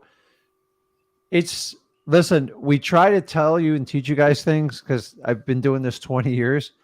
If the population where you're trying to wholesaling is tiny, it's hard because The reality, it's not an overly attractive place where people want to go and visit, live, and process. It doesn't mean it's a bad place. It just, like for wholesaling, you have to have a lot Yeah. of customers. So Not like cash buyers. cash buyers, which sellers. are your customers, and that's the challenge. So you would have to be stealing it to make it work. So what do you think it's worth, like in its current condition? I said it was around like 115. Is this a FISBO? Yeah. Okay, that's why I'm guessing. Not a lot of people go after this. What's the listing price? 119. And what do you have under contract for? 119. So you have the property under contract for the FISBO listing price. Yeah, but yeah, I built a lot of rapport with the person, and Clearly not enough rapport. he wasn't Okay, going down at all. Yeah. Let me tell you another thing. In freewholesaling.com, I have a full module on how to do Zillow for sale by owners. I have 2 rules with Zillow FISBOs. Do you know what they are? Nope. No. Okay. So we're having a conversation and you haven't been through freewholesaling.com, bro. So that's a big issue. No, I went through all the videos. Not that one. Yeah. Not that one. Okay. Probably. So go through all of them next time. But what I can tell you is I go after properties that have been listed for over 100 days. And the MAO, the max allowable offer for Zillow for sale by owners, is 70% of the listing price. Because no cash buyer wants to buy a property at the listing price. It makes no sense. How did you come up with 119,000 offer if that's what he's offering for it? No, the ARV seemed like really good. So, and that price was like near the. How long has it been listed for? Let me see. Because there's one really big lesson I've learned. 197 days. Okay, so here's the thing I've learned. I am a big fan of the free market. And I feel like the free market is the best determiner of what a price of something is. Because what a deal is worth, what a piece of real estate is worth, is what somebody's willing to pay for it. So in 197 days, if nobody's willing to buy it for $119,000, the free market's pretty much decided it's not worth that. Okay. He lowered it. I think he decreased the price like 2 times. I think the original price was like 250. Well, the market is still determined it's not worth 119. Yeah. And the fact that he misses the price so bad. And it just not look good, man. Why did you try to get under contract for, let's say, $70,000? Did he even budget that? The first thing I tried was 100, and he said no. You started too high. So the problem is you have to just have basically boundaries with yourself. If you want to, hey, I'm just going to wait you out till you bring it down, because there is a value on that deal, dude. Like there actually is a price that makes sense. Maybe it's 50 grand. It's probably 50 or 60 grand. That's how cheap you got to get a deal like that under contract for. And he's not budging for it right now. What is going to be the number one determining factor if you get under contract for 60 grand? Time. Okay. You're going to have to wait that guy out till he brings it to 80K, then 70, then to 60. Right. And sometimes people are such in crazy la la land. You got to wait them out. Camille puts on here. He said, I didn't check it. He said on prop sheet, there's 2 cash buyers in that area. Yeah. That's what I saw too. Yeah. So, I mean, you got an uphill battle, but I want you to learn this. Make sure you're picking the right areas because you're doing it virtually. You got to have a bigger population. And number 2, I don't care what people list properties for. I don't care how many times they reduce it. Do not let that influence what you offer on these properties, because most of them are completely guessing. So if he listed at 250 and dropped it to 119, and now you think you're getting a deal at 119, you just bought in that whole like realtor like listing game. Okay. I don't care if it's at 119 and it's sat there for basically 180 days plus, you got time on your side. Nobody wants it. And honestly, that deal, how much work does it need to get back to a cash producing property, you think? Rehab I calculated for like 100 to 120,000. Yeah, dude. This is not a good deal, man. Yeah, it's just the rehab ARV more than was the cost of it. 350 to 400. So let me ask you a question, Ollie. Do you know a Wu-Tang Clan? Sounds familiar. Okay, Wu-Tang Clan is a hip-hop group. They're amazing. All right, love Wu-Tang Clan. Wu-Tang Clan did this thing once, and this is the best way I can explain to anybody what a deal is worth. The Wu-Tang Clan did something really crazy. You gonna start rapping here? No. They wanted to sell the most expensive album of all time.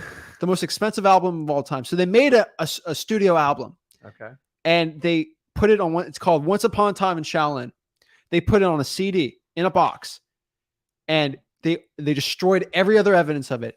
That whole album is only on one CD. They destroyed everything else. And they're only sold one of it.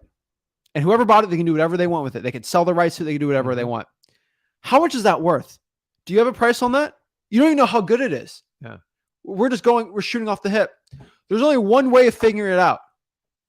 Auctioning it off or asking people who are Wu-Tang fans how much they'd pay for it. Yeah. One guy would probably spend $5,000 on it because you see the value of it, but you don't like them. One rich Wu-Tang fan might want to put $1 million into it. It's sold for how much do you think it sold for? $4 million. That's crazy. Right. And so it's like, that's such a weird thing that nobody else is going to know it's worth. How are you going to figure it out? You ask every single person how much they're going to pay for it and bring it to the highest bidder. And that's how it got sold. Yeah. And hence it's the highest album sold ever, like individual. So the moral of the story is, it's weird, man. You got to talk to enough cash buyers, and the only way you're going to attract cash buyers is bring the price down. So it's just overpriced.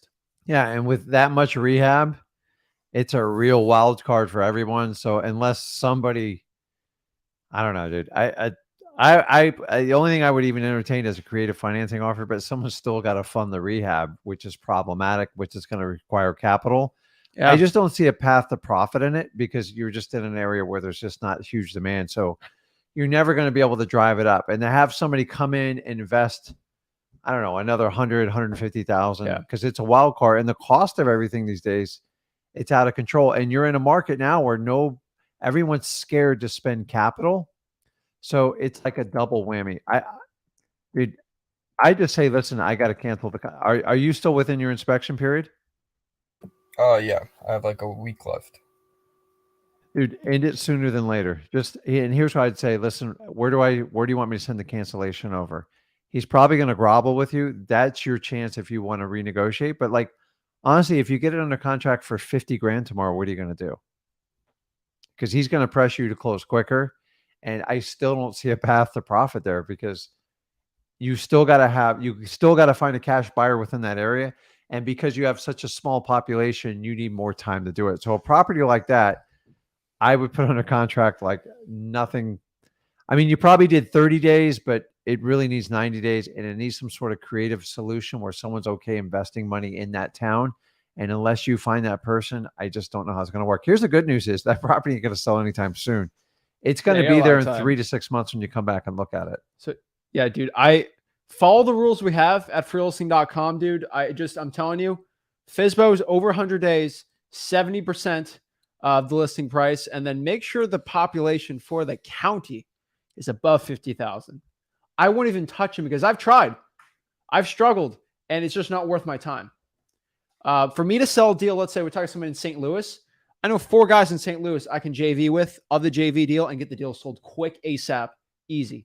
So that's why I can JV that because I have a good connections. Every major market, pretty much, you're good to go. And Ollie, you're doing virtual wholesaling. There are over 100 counties in the United States of over 100,000 population. There's a lot of pickings to go after. So I do that, man. Yeah. Wyoming's just like, it's a beautiful state. Cheyenne, the capital, is probably gonna be the best one, or Casper because of the college town. That's gonna be it, bro. You got to find a population. Okay, thank you. All right, have a good one. You too. Let me tell you one thing, guys. You have to go to freeholding.com. And I know everyone's rolling there like, Zach, you've said the word freeholding.com a million times. Clearly, people have gone to freeholding.com and they are picking and choosing what video they want to see. I don't feel like seeing this video Zach's talking about. And then you get in a situation where you lock up a deal and they got to get out of it. Watch I know there's a lot of videos in there, but if you were to give me $7,000 to learn wholesaling, I made the video as comprehensive as possible. The whole module, everything, because I want you to have the best success possible. Yeah. So just saying, guys, watch every video. It's going to take you a little bit to go through it, but I can tell you guys, there's less. It's insane. There's probably less hours of it than Breaking Bad. So it's like going through a video series, right? Breaking Bad's longer than Wow, freewholesaling.com. much longer. Right? 9 Yeah. seasons, 9 seasons, like yeah. an hour each. So it's like, And you'll get nothing at the end with Breaking Yeah. Bad. so treat it like you're watching a series. You don't have to watch it all in one day, but like watch a video a day, an episode a day, and eventually over time you're going to learn it, guys. Like think about wholesaling. Think of a college course. To get through a college course, you're going to have to spend 5 hours a week at class doing homework for at least for a major, okay, to learn engineering. Yeah. 4 years, 40 hours a week just to learn engineering for college. This you can knock it out in the summer or like in a month. You can knock through freewholesaling.com at 2x speed in a month, right? What's the chicken place for Breaking Bad? Los Pollos Hermanos. Ooh. But I'm telling you guys, like, watch every video because when you skip a video, you start making mistakes. And I'm telling you, if you want good results, follow what Zach says. The reason why I tell you these rules is because you will struggle if you don't. And so when you ask, like, Zach, why didn't the JV deal go through? Like, I'm like, it automatically got flagged, like, not even worth our time. Okay. And we send usually an automatic email out. So Could be in the spam, but Camille. Man, I forgot what I came here for. uh-oh. We've been talking about so much that I honestly forgot. I like The his white question. headset there, man. Yeah. Last conversation we had, you talked about your cold calling and how to make that better. Question. Got it. All right. Boom. So you said probate or pre-probate list you would cold call. Which list would you cold call and which list would you direct mail? Because I told you I did direct mail back in April, May, June. And it gave pretty good results, I'm not going to say. But the probate I talked back to in February, he died in July, and his sister literally contacted me yesterday. I put in my offer today Mm-hmm. and hopefully sign the contract tomorrow because they agreed on the price. So probates do take a long time. But my question to you is, which list would you actually cold call and which list would you actually direct mail, or would you do direct mail and then cold call the same list? So let me give you a secret of what we do. Are you And really going you- to share the secret here? I'm Because gonna this share is the like this secret. is the dirty like guru so secret. No one Here's shares. the secret, man. So just so you know, I do take notes on everything you guys I can say. tell you take notes. Well, you I do like it. deals. You do deals. So you're already successful. So I do, yeah. like, you're And the- I got to you- talk to you about my first wholesale deal. Let's do it, Okay. man. My We'll get you very on the first podcast, one was too. 96K. I got to get on your podcast then. All right. Oh, man. I like it, man. Yep. So let's talk about this thing. Really important. Okay. Yep. Number one, for cold calling versus direct mail, you got to remember it's just a tactic. Okay. It's literally a tactic. Okay. And so you're going to get certain results from the tactic. So let's use a probate list, for example. Let's do 1,000 probates. If I cold call a probate list, I'm probably going to pull five good leads from 1,000 cold calling probates at worst. Okay. 5 good leads. And they're going to be 5 people. If I send, let's say the free probate mailer template we have at freewholesaling.com, you just download it. You can kind of do whatever you want from it and send those out. You could probably get 10 leads. Those 10 leads will be completely separate than the 5 ones you got. So if you cold call and send direct mail, you get 15 leads. Gotcha. The reason is because it just reaches different people, right? It's just a medium to get to people, right? It's like if you do a billboard versus if you go out here and send flyers out. It's like you're going to reach different people, different results. Some people will never answer a phone call. I don't know this person, not answering it. They get direct mail. They're like, oh, this is a trusted person. Some person, oh, this is junk mail. Don't get it, right? So what we do is we do a rotating approach. Everybody thinks I literally cold call the same list every single month. I don't. We do basically a 3-month rotation where we have our big 3. Our big 3 is direct mail, cold calling, SMS. So if I have a list of high equity, I'm going to cold call it in January. Do you think I'm going to get the really good results if I cold call that 15,000 list again in February? It's going to get marginally better, right? But guess what? If I cold call that list, let's say a high equity list in January, I'm going to text the high equity list in February, and then I'm going to send direct mail in March, and then cold call them again 4 months later. Okay. Because what happens with direct mail is we send about 4. If you're on our list, you get sent 4 pieces of direct mail a year, 4 texts, and 4 cold calls. I hit you with every way possible. So here's how I look at it. You like McDonald's or Burger King? Like right up, straight up. If you were forced, hey, which one do you want? Which do you prefer? McDonald's. Okay. So we all have different things. So I like McDonald's fries, but I like Burger King burgers. Yeah. And so you're shocked that these companies, these big, huge companies, like own not specifically McDonald's and Burger King, but they own like their competitors. And people are being played against each other all the time. Some people get pissed off when you cold call and they go, man, Camille, I really appreciate you sent me a letter because some idiot sat there and cold called me. And to me, that's highly offensive. So we do the McDonald's Burger King approach. What works for one pisses off another. So we open up, we have multiple shots at everybody. So what I like to do is, I believe most gurus, most investors, they complicate their business to where you have to have these complex schedules and stuff. Just get a rotation that you can live with and rotate it. If you just do cold calling and direct mail, rotate it. Some people like the cold call, some appreciate the direct mail, and you can catch more. It's just, so like if you go bass fishing, most guys, anybody who fish, nobody takes 1 rod. We take 9 rods. I'm telling you, just get at least 2 rods and start throwing it out there. And he opened my eyes to this. For the longest time, I said probates, I'm only going to mail to him because I don't want to be what I call an ambulance chaser. And he looked me in the eye. He goes, we could help more people out if we just called them. And he goes, we're being beat by other investors and realtors. I go, okay. And he goes, I'm just going to call it warm calls. I'm like, okay. And we did it. And we were getting just as many deals on cold calls as we were on the direct mail. And I had to open up my mind. Different leads. Yeah. I had to have an 18-year-old kid open up my mind. I go, you know what? I got to stop. I'm an old school guy. I had a set way. I didn't want to break it. And he goes, why don't we just cold call him? I go, dude, it's brutal. Somebody just died. I don't want to be the guy who calls. And he just makes it a simple conversation. I play stupid. I'm like, hey, are you the owner? Are you looking to sell it? Like, for example, Camille, you said in the comments, are you Polish? You said? Yeah. All right. Do you know, I can't say his right. Do you know the UFC fighter, Jury? I can't say his name right. His name's Jury, starts with a P. Light heavyweight champion. Nope. All right. He's a fighter. He's Polish. Dude's probably one of the scariest guys ever. All right. Polish people can fight. They're, I mean, all their lives, right? But like that dude, when he fights different people, one time, the last fight he had, he submitted somebody because that's how he had to fight. The other guy, he knocked him out. Some people, you just can't knock a guy out. Sometimes you have to use another move to work.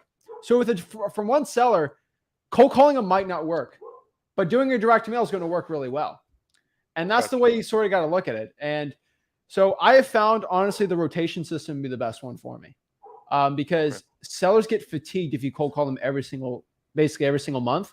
But if you hit them with a call, text, and then a direct mail, they think it's a different person. And so it's like 3 wholesalers going after one person. And if you go with one of them, you go with me. And he said the secret is like one will have his name on it. One might have one of my company's name on it. And if we do the third one, it'll have a different.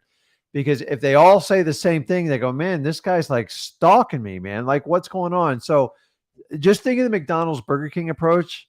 It works well. And then what you can do is rotate and you can actually use your list twofold. And I don't know why, man. Some people hate cold calls. Some really like direct mail. And you can get people faster with cold call. Direct mail is a slower play anyways. And it's even slower in probate. So knowing you do the rotation, in my opinion, it gives you the best odds. We've done this forever. It's not even, I don't share it out like real publicly because most people aren't up at that level, but it's simple.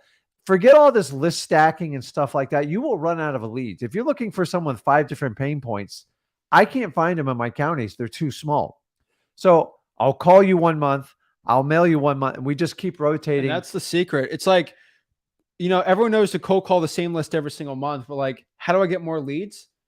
You don't do more leads. You hit them in different ways. And that's something that it's like, you only know one way and then you can do it a different way. It's actually it's insane what happened when we did that.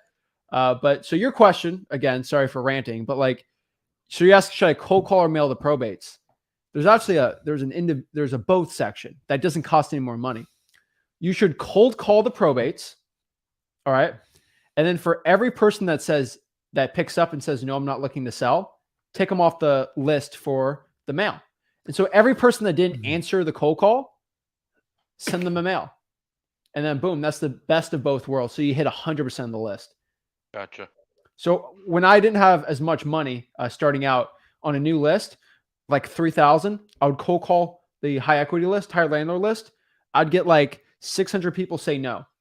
Perfect. And then I'd text out the remaining 2,400. That saved me 600 texts. And then I reached 100% of that list. Not 100%, but a good amount of it. But so many people take it like a direct mail list and they mail to them like, they go, oh, you got to touch them 10 times. I'm like, no. Dude, after 1 year, if you don't respond to us, like we're moving on. No, they put them on the fridge. They know. That's what the gurus teach. Well, it's because do 5 touches in every 5 weeks because you bought my course and you bought my you bought my prop stream, so to say. So use our system and do the most touches. Camille, but we hit them in different ways every month. Yeah, because sometimes you could have a bad phone number there, you could have a bad address, but the odds of having 2 both bad are slim to none. So as long as we just want them to get the solicitation. How they respond to it, we're not really in control of it. All I want to listen with direct mail, I have one goal: call me back. That's it. I don't care if you call me back to tell me to take a flying leap off the building. Somebody taught me if they call you back, you won, because we capture their phone number. I don't want to abuse it, but like if you call me, I won. I want to win that phone call. When I do a cold call, I just want to connect with them to see if there's motivation for them to sell their house. Yep. But McDonald's, Burger King approach, man, it works really well. And don't complicate it. Make a system you can live with. Yeah. And if you're doing this yourself, like in the beginning, I would mail and then I'd cold call. And all I did was just rotate them on top of each other. Yeah. And your effective level for like closing, like getting deals under contract goes way up because you're on the right list. You just got to make sure they get the right information. Some people throw the direct mail away. Some people hang up on the phone calls. But eventually you are going to penetrate a lot of motivated sellers. And to me, that's the best way. If you just do direct mail and you're going to mail them 10 times a year, maybe they just don't like your direct mail. And then maybe someone already contacted them on a cold call piece, or maybe an SMS, they connect SMS. If you can get it through, people, they respond on text. It's not everything you want to hear, but multiple attacks. You people who are just cold calling the same people 10, 12, 15 times, you're actually burning yourself because they don't want to talk to you. Listen, when I started out, you ready for this? When I started by myself, I was a shotgun approach. I go, listen, I only got $1,000. I'm going to spread it amongst many people as I can and see who's motivated. And then when I got a little bit more money, I did a, kind of a McDonald's, Burger King approach, and it's always worked best because we always keep busy and we're always working the leads. And plus, when you're spending money on leads, if you're doing a subscription or you're buying them, you're getting your best bang for your buck because you're getting the highest percentage of connecting with these sellers. That's the way I'm going to do it, man. The point is just getting them in your CRM, and you know that we're talking about drip sequences on follow-ups and things like that. Yeah. Dude, once you get the person in it, so the gurus do say the 10 touches thing. 10 touches a year on a list is probably not the best. Now, you can redo a code violation list every month. That's okay. But the real money is just putting them in the CRM and then following. That's when the real work starts. Mm-hmm. So yeah, that's honestly what I'd say. You can reverse drive for dollars that list too. Like, it's a million ways, man. You just got to find a way it's not going to drive yourself crazy because it's a one-man show. I did exactly what you did for the first 7 years, dude. He's got cold callers, but yeah. Yeah, but it was like I was doing I didn't know back then, and I finally figured it out. I'm here to tell you, don't make it so complicated. Sometimes I talk to you guys, I got list stacking and I got this and it goes to this thing. And I'm just like, man, you're spending like $1,000 just to do the logistics on this. Simplify it. Mail, cold call, like whatever it is, and just make sure you're not driving yourself, because the last thing you want to do is burn out on your business. It's hard enough to get leads, but you got to stay organized. I like to increase my chances as much as possible. So the McDonald's, Burger King approach. I like the McDonald's fries and the Whopper if I had to. I don't eat fast food often, but every now and then, if I had to have the choice, I'm like, but someone's got the Flame Broiled Whopper. But I don't know what they do those Christ. McDonald's fries, but they're fantastic, and they're good for like 2 years later if you leave them out on the counter. Two more things real quick. Zach, when did we talk about the tax lien, the probates, and the list? Was it yesterday or the day before? Day before that. So 20,000 already pulled, skip traced. My cold callers already started calling it this morning. Second thing, real quick, can I just give one more word of advice to everybody here Yeah. that I find that makes you $20,000-$30,000 more every year, and it's Do it. free. Every single deal that I've done this year, I started wholesaling in April. Literally this year, I've done 11 deals and I JV'd on 36. Every single deal that I've closed, I've renegotiated 2 days before closing. Hey guys, listen, we're at the closing table. I just, unfortunately, it's a little more. We just need another $2,000-$3,000 to get us to the closing table. Most people are gonna say yes. I agree. Actually, out of 11 deals, one person to me said no, they can't do it. I agree, but I will give you this little piece with that because I've been doing this a long time. Make sure you're ethical and moral about it, and you're not taking advantage of people that otherwise don't have a 100%. choice. Because we deal with a lot of elderly people. We deal with people that are in extreme circumstances. And here's all I tell you about, because I've done this a long time. I had someone in this business that I spent a lot of time. We worked together on it. And they used to use a technique where not 2 or 3,000, it was 20 or 30,000. And they basically did it the day before the closing or the day of. And I mean, people in tears, and the title company used to get really upset about it. And I said, I just can't, I can't do this.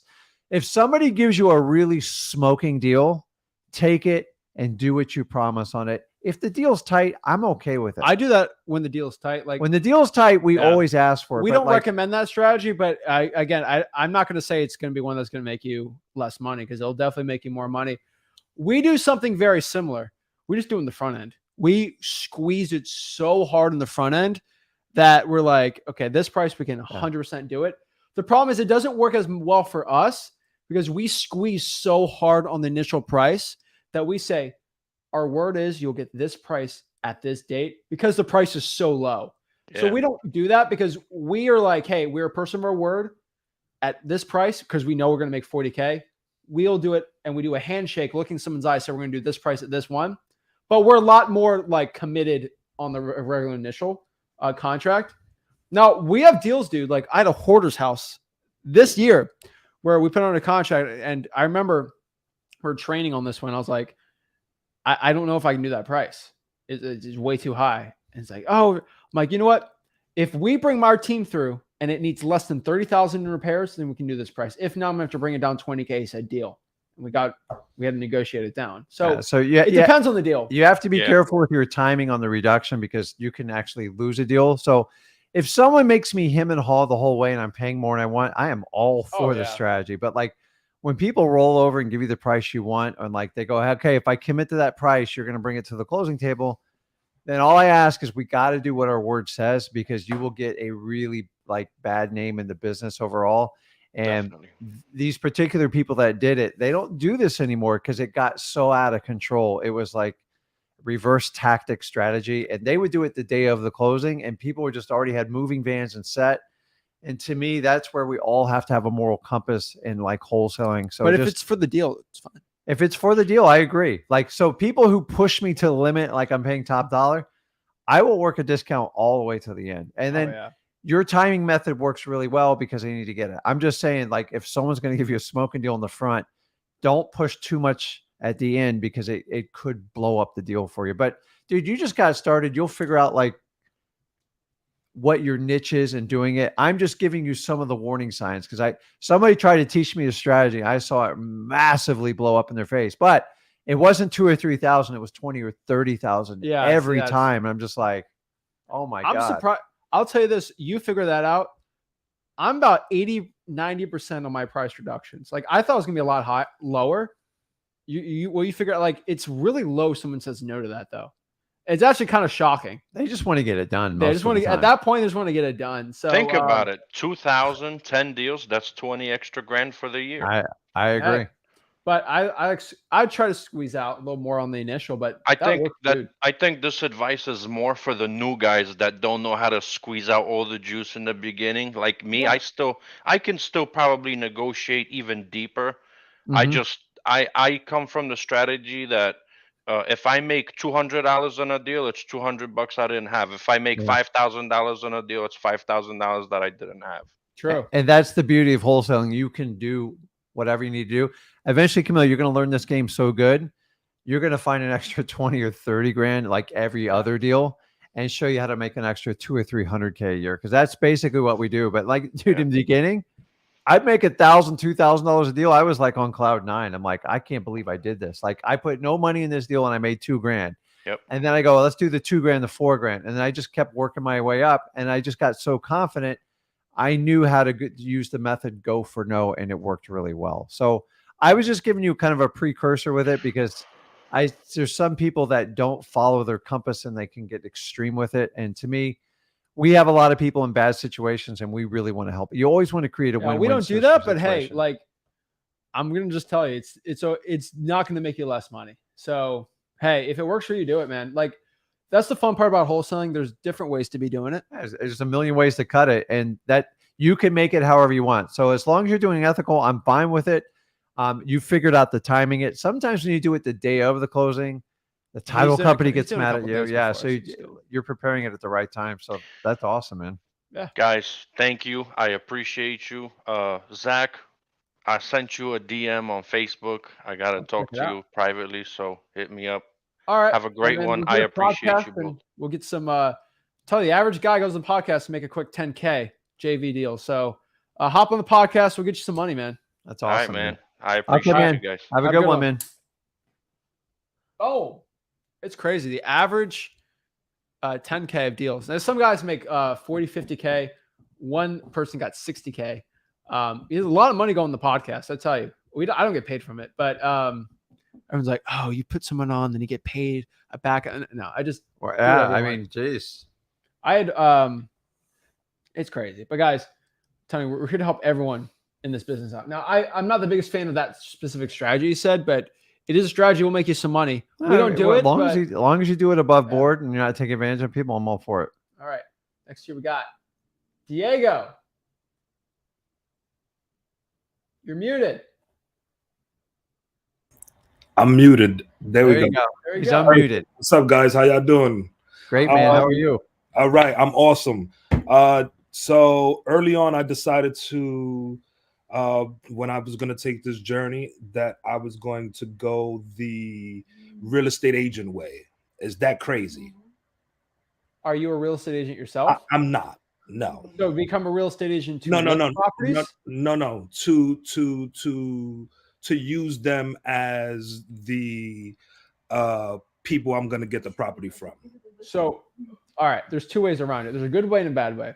Are you going to find agents and then try to wholesale their deals? Or are you going to try to make offers on market properties? Offers on market properties. So I'll tell you this. If it wasn't for 5 years ago, I'd say you're crazy. Okay. There are, and I hate to say this because I don't like this strategy. I don't think it's the best one, but I have met too many people who do deals with this, and we do deals with it. I make more money doing off market, but there are effective strategies to do MLS wholesaling. It is a thing. Is it my favorite? No, but it is not something that's going to be terrible. Like there's way worse strategies out there. So you're not crazy. You have to get very good at it. I made 30 phone calls today to find a title company. I'm in the Pennsylvania market, Lancaster, Reading, York, Harrisburg. I'm doing all of that, right? Virtually. So where are you at right now? New York City. Nice. However, I do know the area because I have family that lives there in those areas, right? So this is for Rick, right? Because what happened to me was I was making phone calls, speaking to the real estate agents, and I was using the 70% ARV, right? And using the 70% ARV, it was getting me absolutely nowhere, and I was losing confidence as I was getting rejected, right? Yeah. So, boom, fast forward, and here comes Rick the other day, right, online, and you did the 70% live, and I was watching and I heard you, and you did the 83% and then give yourself space so that way you could work yourself down and then work yourself up, right? Mm-hmm. So that now when I'm doing the ARVs is getting me way closer to like their asking price. You see what I mean? Obviously. Yeah. So, but the 70% was getting me way low. And I was like, so I started losing confidence. So I stopped calling. Today I made a phone call. I spoke to a real estate agent because Rick, you built my confidence with the showing me how to do the 83% or work your way down and then work your way up, right? So what I did was so the property is for 240. The property's for 240. It needs about $30,000 in work. The ARV is 240. So then I come up with, if I take 20,000, it's 155, by the way, is marketed for 155. The ARV is distressed property. It's ARV 240. Doing the strategy, the formula, I'm doing that, and I'm coming up with, like, taking the assignment fee off. I'm coming up with 148, right? So when I come up with 148, is that my offer? No. Right? No. So here's the challenge.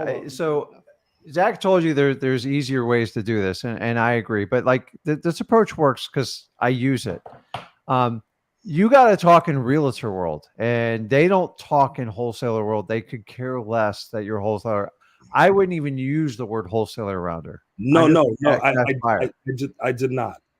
We spoke. We built got a a good calculator. I've done the math. So Diego, at freewholesaling.com, I have a MLS wholesaling course. Okay.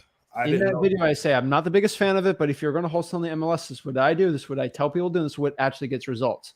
Okay. Now, wholesaling on the MLS, it is a volume game. All right. It is a volume game. Massive volume game. So what I can tell you is ARV is not even a real thing. It is fake. It's a different dimension. Okay. You are in a whole different dimension. The rules of physics is different for MLS wholesaling than regular wholesaling. Going from sellers to agents is different.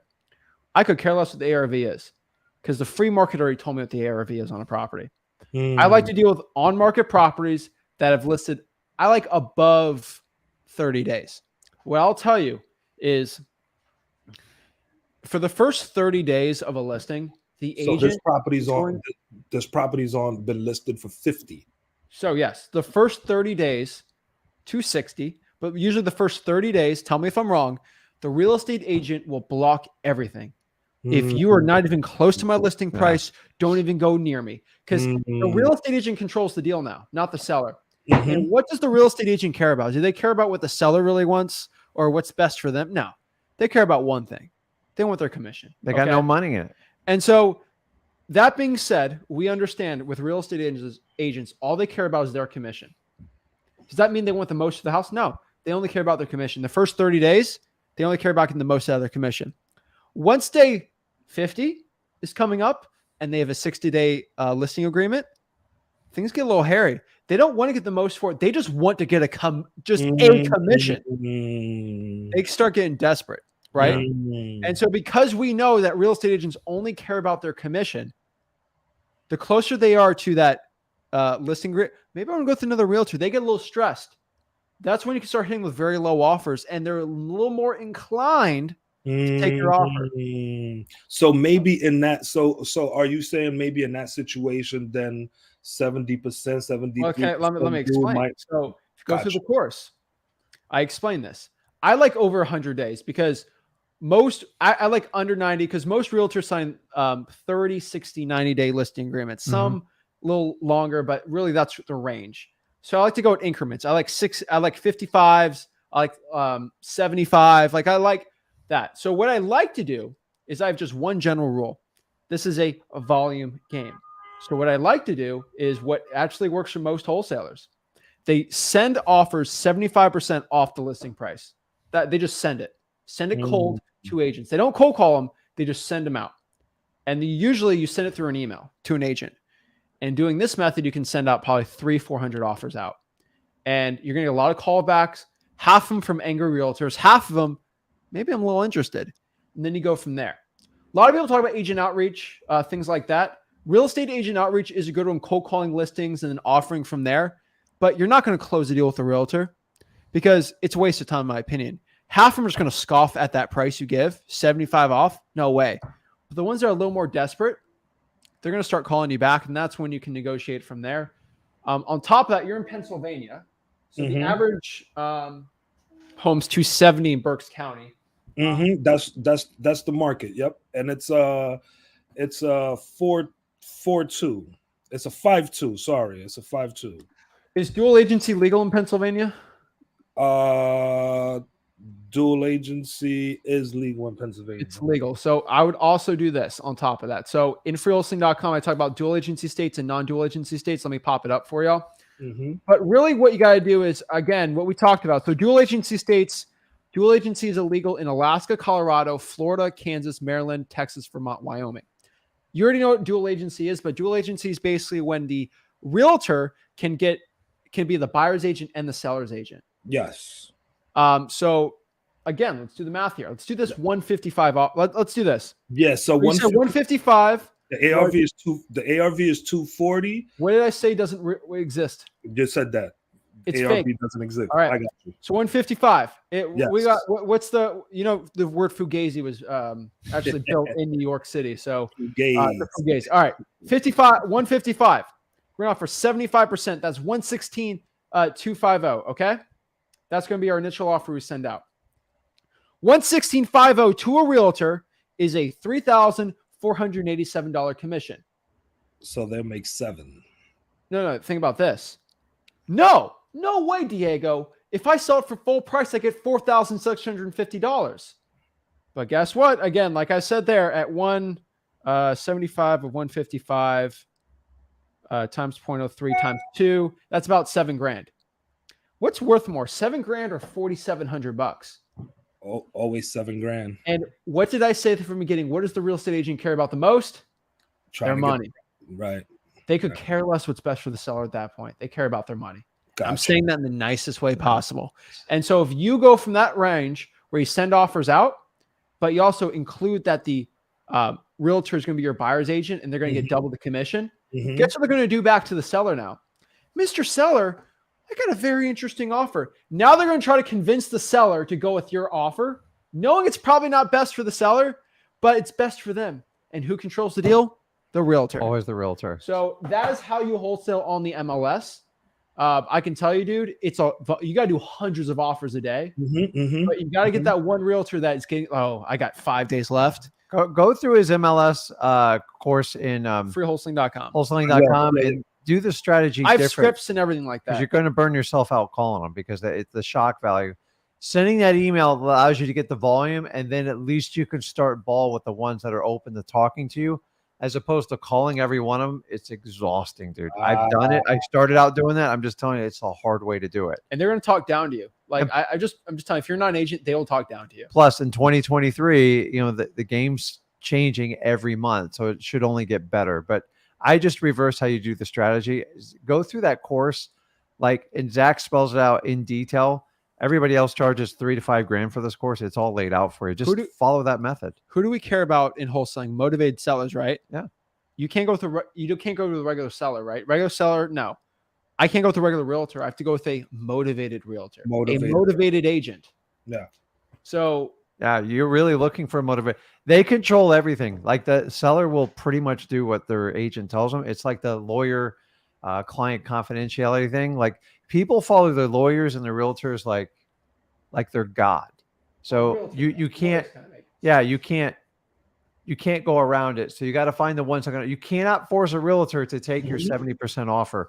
So you're really going into a let's just say I offered 148 for just and it gets accepted, right? It gets accepted. Did I leave? Are you saying I left money on the table? Bro, it costs 6% to close on the deal. Yeah. You gave like a 4.7% discount. That's ridiculous. Like I've said, the only way you can make money off that is you lock it up for 116.5 and you get lucky to sell it for 120, 122, because you got to make even less money. You got to get under contract for even lower than that. So, yeah, that was my next question. So, because I'm trying to wrap my head around. Cash buyers have to wrap their mind over things. So, for example, you go to the grocery store. If they show in a grocery store that the grocery store bought it for $3 and they're selling it to you for $5, you're less likely to buy it, right? It's better when it just has a price in it. $5, okay. I'm upset when I know how much someone's making on it, right? Mm-hmm. So if people are agreed like this, if I see a property listed on the market for 200 grand or 155, and I see you trying to sell it to me for 150, I'll be like, I can just knock off $5 grand myself. Why am I paying Diego an assignment fee? He didn't really find a good deal. I could have done this myself. If he's selling to you for 125, it's like, ooh, that's kind of a harder deal to get. Okay, I can give him an assignment fee on that one, right? Cash buyers can't really grasp anything below a 75% discount on a listed house. That's why FSBOs are 70%, because most cash buyers can't do it. Go through the course, dude. It's in there, man. All right. Thanks, guys. I appreciate you guys. Happy New Year's. Okay. Right, Happy New Year, man. At the end, wholesaling MLS properties is a what game? Numbers game. It's a numbers game. Figure that out. Get the volume up. You'll be good, man. All right. Thank you, man. Thanks, guys. All right. All right, guys. Remember, everything we'd have is at below freewholesaling.com, where we'll teach you everything you know about wholesaling real estate. I'm not the biggest fan of MLS wholesaling compared to off market. Just telling everybody, but hey, if you're going to do it, go after the motivation. So, guys, this is Zach signing out. Rick signing out. 1 o'clock tomorrow. Rick will be on. I'll be here. So if you got left off, jump on tomorrow, 1 o'clock Eastern time, normal time, and we'll have a good time, man. All right. See you guys.